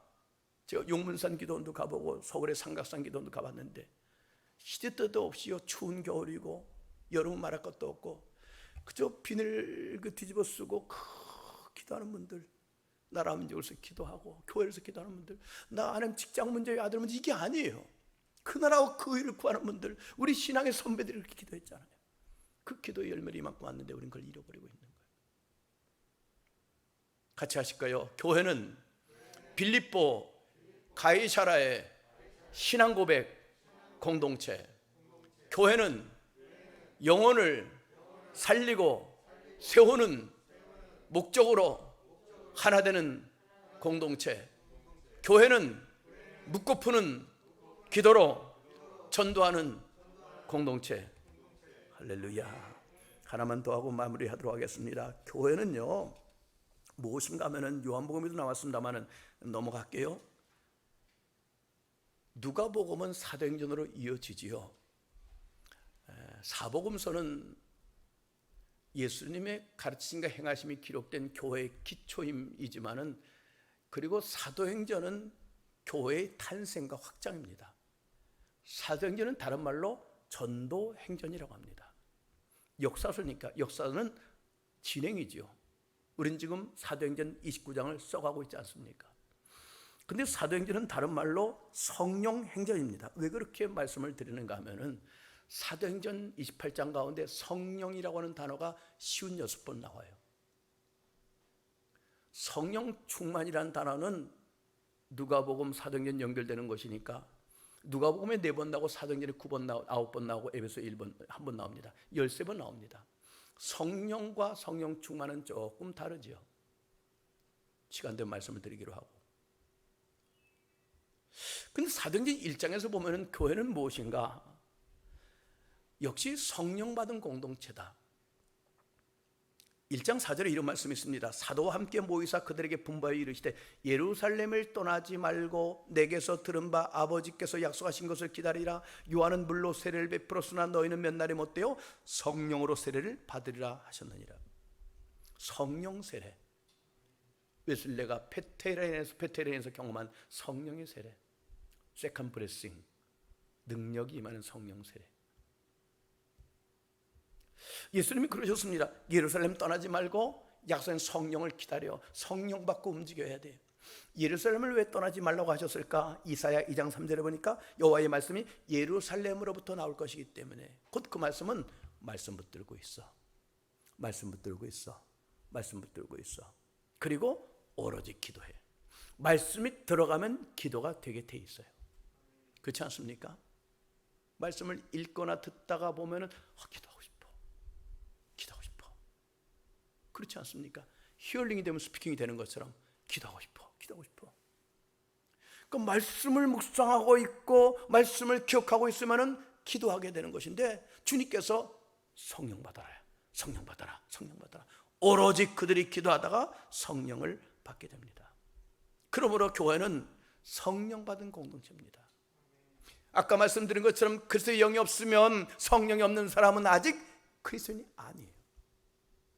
두 번째로 교회는 사도행전 1장 11절에 재림을 기다리는 공동체다. 주님께서 다시 오마 약속하고 하늘로 올라가시지 않습니까? 그 500의 형제가 다 일시해 봅니다. 구름이 쫙 가립니다. 그리고 너희들이 본대로 다시 올게. 너희에서 처소를 마련하고 다시 올게. 나 있는 곳으로 데려갈게. 그리고 올라가십니다. 그러면 교회는 뭐냐? 우리 교단이 1943년에 이 교리로 해체가 됐던 아픔이 있었던 것처럼 재림을 기다리는 공동체입니다. 주님 다시 오신다. 그날이 가까웠잖아요. 따라하실 거예요. 교회는 재림을 기다리는 공동체. 그러니까 종말 신앙을 가져야 돼요. 종말 신앙. 이게 생명 있는 그리스도인이 됩니다. 초대교회 성도들이 어떻게 그렇게 그리스도인답게 살아갈 수 있었을까? 종말 신앙. 마라나타. 아멘 에르크 쿠리에 예수.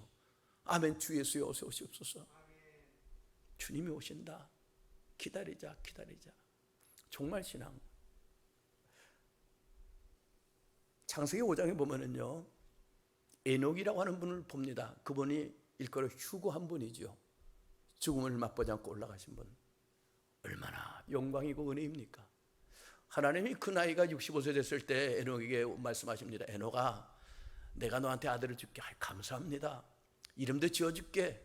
뭔데요? 무드셀라라고 지어라. 예? 이게 무슨 뜻이에요? 창을 던지는 사람, 심판이 온다는 거야. 창을 내려온다는 것은 포기한다는 거 아닙니까? 심판이 온다는 거야. 좀 특별한 이름이네요. 예. 그때부터 에녹은 아들을 낳고 무드셀라. 심판이 온다. 심판이 온다. 심판이 온다. 아, 심판의 날이 오는구나. 그걸 인식하게 된 겁니다. 그때부터 300년간 주님과 동행했다는 거예요. 정신 차리고 살아야지. 동행해야지. 그런데 그 에녹이 무두셀라를 낳았습니다. 무두셀라가 누굴 낳았습니까? 라멕을 낳았어요. 남에게 누굴 낳았습니까? 유명한 노아입니다. 노아는 무드셀라의 손자예요. 요새 손자를 본 분들 얼마나 기뻐합니까? 할아버지 품에서 지내잖아요. 노아가 그랬을 거예요. 할아버지 이름이 좀 독특해요. 어떻게 심판이 온다고 뭐예요? 증조 할아버지가 그렇게 하나님께 계시를 받았어. 그래요? 심판이 와요? 심판이 와요? 심판이 와요? 노아 생각 속에 종말은 신앙이 생긴 겁니다. 그도 하나님이 사람 지으셨음을 한탄할 때 하나님과 동행했어요. 동행했다고 나와 있습니다. 그래서 주님께서 방주를 지어라. 내가 심판을 할 것이다 물로 할 때 말도 안 되는 소리 하지 마세요. 무슨 물로 심판하십니까? 아닙니다. 종말이 온다. 심판이 온다. 그것이 그에게 교육이 되었기 때문에 120년 동안 별소리 다 들어가면서 방주를 지었습니다. 노아 나이 600세 때 하늘의 창이 열리고 샘이 터져 올라서 하나님 말씀하신 대로 물로 이 땅을 심판하십니다. 그때 무드셀라가 죽어요. 969세. 그가 죽는 그 말씀 그대로 죽는 날 심판이 임한 거예요. 노아가 600세 때 그 많은 사람 가운데 하나님 앞에 택함 받은 은혜를 입은 사람이 됐잖아요. 8명 가족이. 그가 방주에서 나왔습니다. 기가 막힙니다. 상상해 보십시오. 쓸어버렸어요. 하나님이 물로 막. 시체가 막 떠다니지 않겠습니까?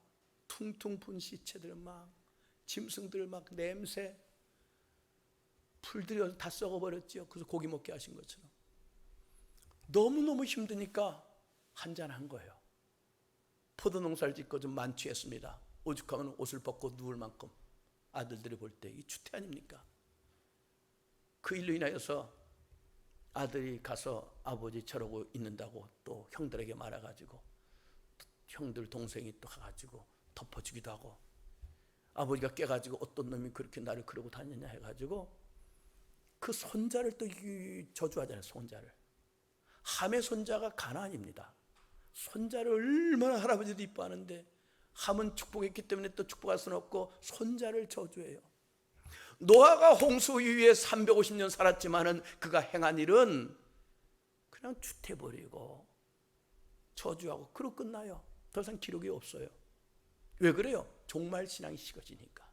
600년 가까운 세월 동안 종말신앙으로 살았던 그가, 그 험악한 세월 가운데 당대의 의인으로 동행하며 살았던 그가 종말신앙의 긴장이 깨져버리니까 엉망이 돼버리더라는 거예요.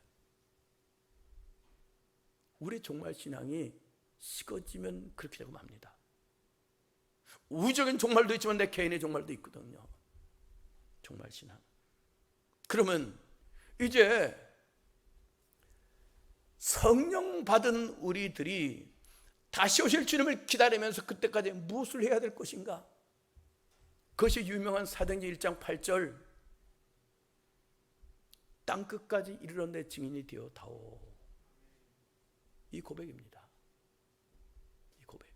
따라하실까요? 오직 성령이 너에게 임하시면 너희가 권능을 받고 예루살렘과 온 유대와 사마리아와 땅끝까지 이르러 내 증인이 되리라 하시니라.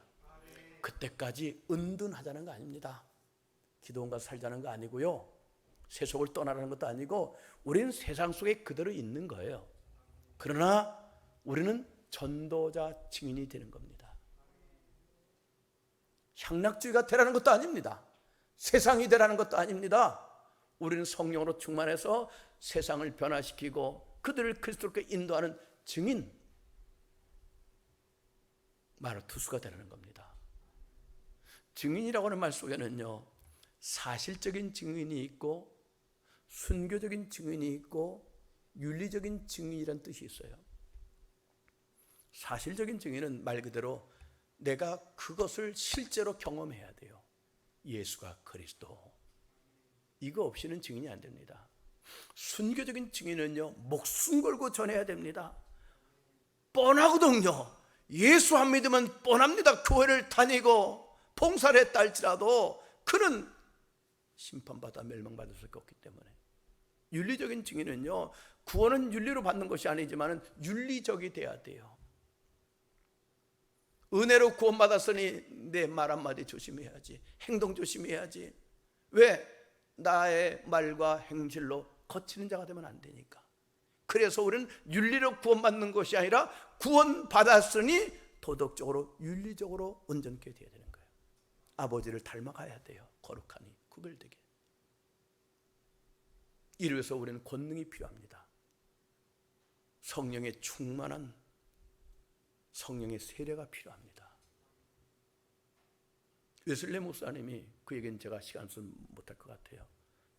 올더스 게이트 그 사건 이후에도 또다시 영적 침체에 빠지더라고요. 그리고 불안하고 패배의식이 엄습하고 설교에도 가마력이 없고 생활의 변화가 없고, 그러다가 페트를 인해서 우리가 말하는 성령 세례 받고 세컨 브레싱 은혜를 입고 세계는 나의 교구다 하면서 힘차게 복음을 증거하더라고요.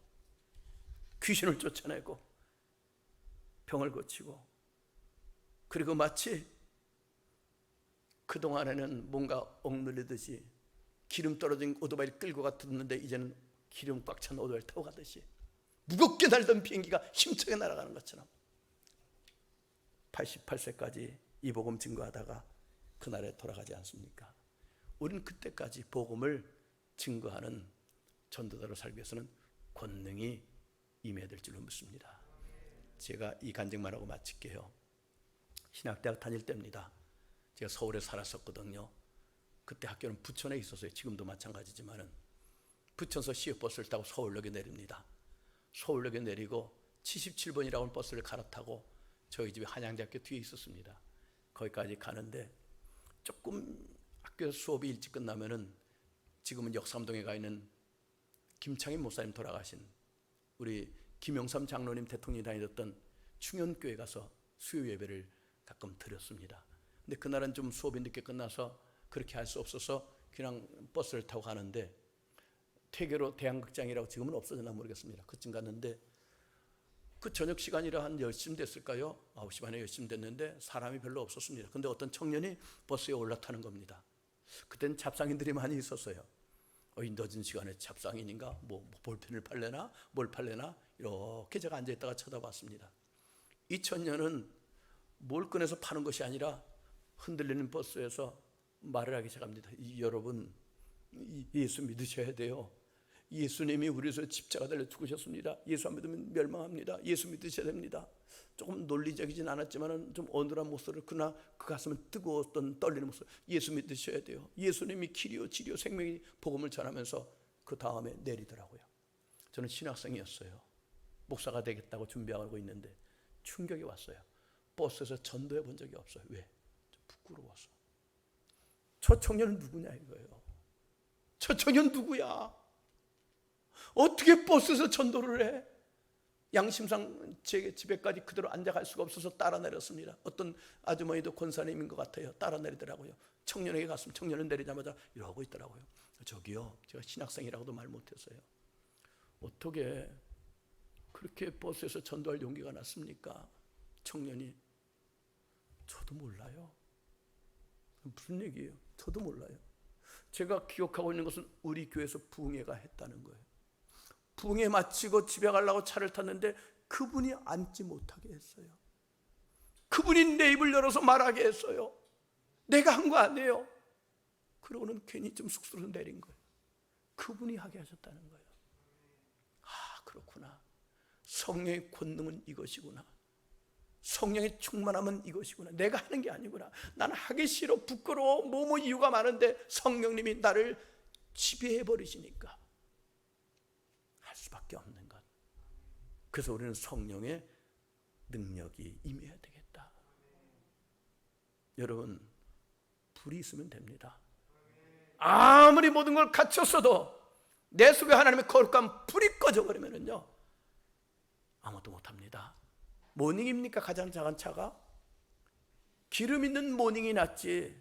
제일 좋은 차가 뭡니까? 캐달락입니까? 기름 없는 것보다 훨씬 나요. 기름이 있어야죠. 우리 모두가 성령의 거룩한 기름 같은 불을 받은 우리들 열심으로 불 꺼뜨리지 마시고 정말 가장 귀한 일, 힘들지만은 영혼을 살리고 세우는 이 일에 앞장서서 달려가시고 하나님 필요가 앞서서 사신 교회를 건강하게 세워가기를 예수 이름으로 축복합니다. 예, 여기에 질문이 들어왔네요. 목사님께 생각하시는 진짜 크리스찬의 핵심은 무엇인가요? 그리고 이런 성도가 세워지도록 목회 현장에서 훈련시키는 방법은 무엇인가요? 두 번째는 코로나 시대 속 목회 현장에서 저희가 준비해야 될 것은 무엇인가요? 진짜 그리스도인의 핵심은 성령의 사람 되는 거라 생각해요. 성령님께 고분고분하는 것. 제가 시간이 없어 말씀 못 드렸지만 웨슬레의 생애를 검토해 보시면은 이제 기회가 되면 말씀을 드릴게요. 그가 올더스 게이트 이후에도 역시 침체에 빠졌지만은 페토라인 사건, 그의 동력자들 7명 찰스 웨슬레뿐만 아니라 또 휘필드라고 하는 이분들과 60명의 성도들이 밤새워 기도합니다. 새벽 3시에 하나님의 권능이 강하게 임하였고 넘쳐흐르는 그 눈물과 기쁨으로 땅바닥에 쓰러져서 막 울고 웃고 찬양하고, 그때부터 권능이 임하였습니다. 나아가서 복음을 증거하니까 공동묘지에서도 대중집회를 했고 귀신을 몰아내고 병을 고치고 예수 그리스도를 전파했더니 놀랍게 영국 사회가 변화되었고 전 세계 우리 감리교 그리고 우리 성결교회까지 이렇게 복음이 전개되도록 메토디스트의 그 창시자 아닙니까? 저는 그래서 진짜 그 핵심은 아까 얘기한 그 정의와 함께 성령의 충만합니다. 내가 죽는 겁니다. 그렇게 생각합니다. 목회 현장에 훈련시키는 것은 우리가 그들에게 성령을 줄 수는 없어요. 우리는 단지 말씀 앞에 나올 수 있도록 해야 돼요. 말씀 앞에 나와서 듣다가 성령님이 그건 역사하십니다. 사모하는 영혼을 만족케 하시니까. 그리고 찔림의 역사가 일어나다 중보기도 하는 겁니다. 저분 찔리게 해주세요. 나에게 주신 은혜를 저에게도 베풀어 주세요. 그래서 하나님이 하시는 거죠. 목회 현장 속에서 준비해야 될 것은, 저는 이것이 글쎄 저 개인 생각이지만은 저는 비대면 예배는 예배가 안 된다고 생각해요. 이건 예배를 우리 교인들도 1년 반 됐는데 고백을 해요. 처음에는 이제 비대면으로 이렇게 탁 해가지고 뭐 어디고 저저 그러는데 목사님 예배를 보게 돼요. 하다가 설교도 채널 돌리고 들어보자. 예배를 설교를 듣는 게 아니라 들어보자. 안 됩니다. 그래서 우리가 지금 할 수 있는 것은 중보기도입니다. 열심히 중보하여 기도하는 것이고, 우리 목회자가 준비할 것은 내 속에 불만이 있으면 됩니다. 불만 있으면 됩니다. 뭐 단순하지만 이게 답이라고 생각해요. 불 꺼뜨리지 마시기를 바랍니다. 혹시 질문 있으면 하나만 받고 12시 됐으니까 마치겠습니다. 여러분들 가운데 없으신가요? 예? 네.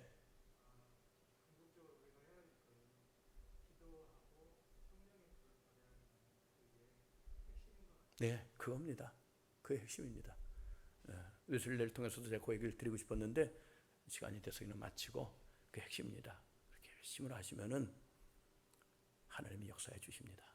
기도하실 거예요. 하나님, 저희들 부족합니다. 정말 저희들 질그릇같이 쉽게 깨집니다. 세상은 너무도 강해져 있습니다. 그러나 내 안에 능력의 하나님이 계심을 알게 하옵소서. 내 안에 예수의 영 성령님이 계심을 알게 하셔서 우리가 이 길 가다가 사방에 우겨쌈을 당하여도 쌓이지 말게 하시고, 답답한 일을 당하여도 낙심하지 말게 하여 주시고, 하나님, 우리는 무명한 자 같지만은 하나님 앞에 유명한 자요, 남이 볼 땐 죽는 자 같지만 우리는 살아있습니다. 우리는 근심하는 것 같아도 항상 기뻐합니다. 아무것도 없는 것 같지만은 주 예수 그리스도가 우리 안에 계십니다. 우리는 모든 것 가진 자입니다. 이 사명 잘 감당하도록 우리 모두를 축복하시고 사용해 주시옵소서. 예수님의 이름으로 기도하옵나이다. 아멘. 맞습니다. 마치겠습니다.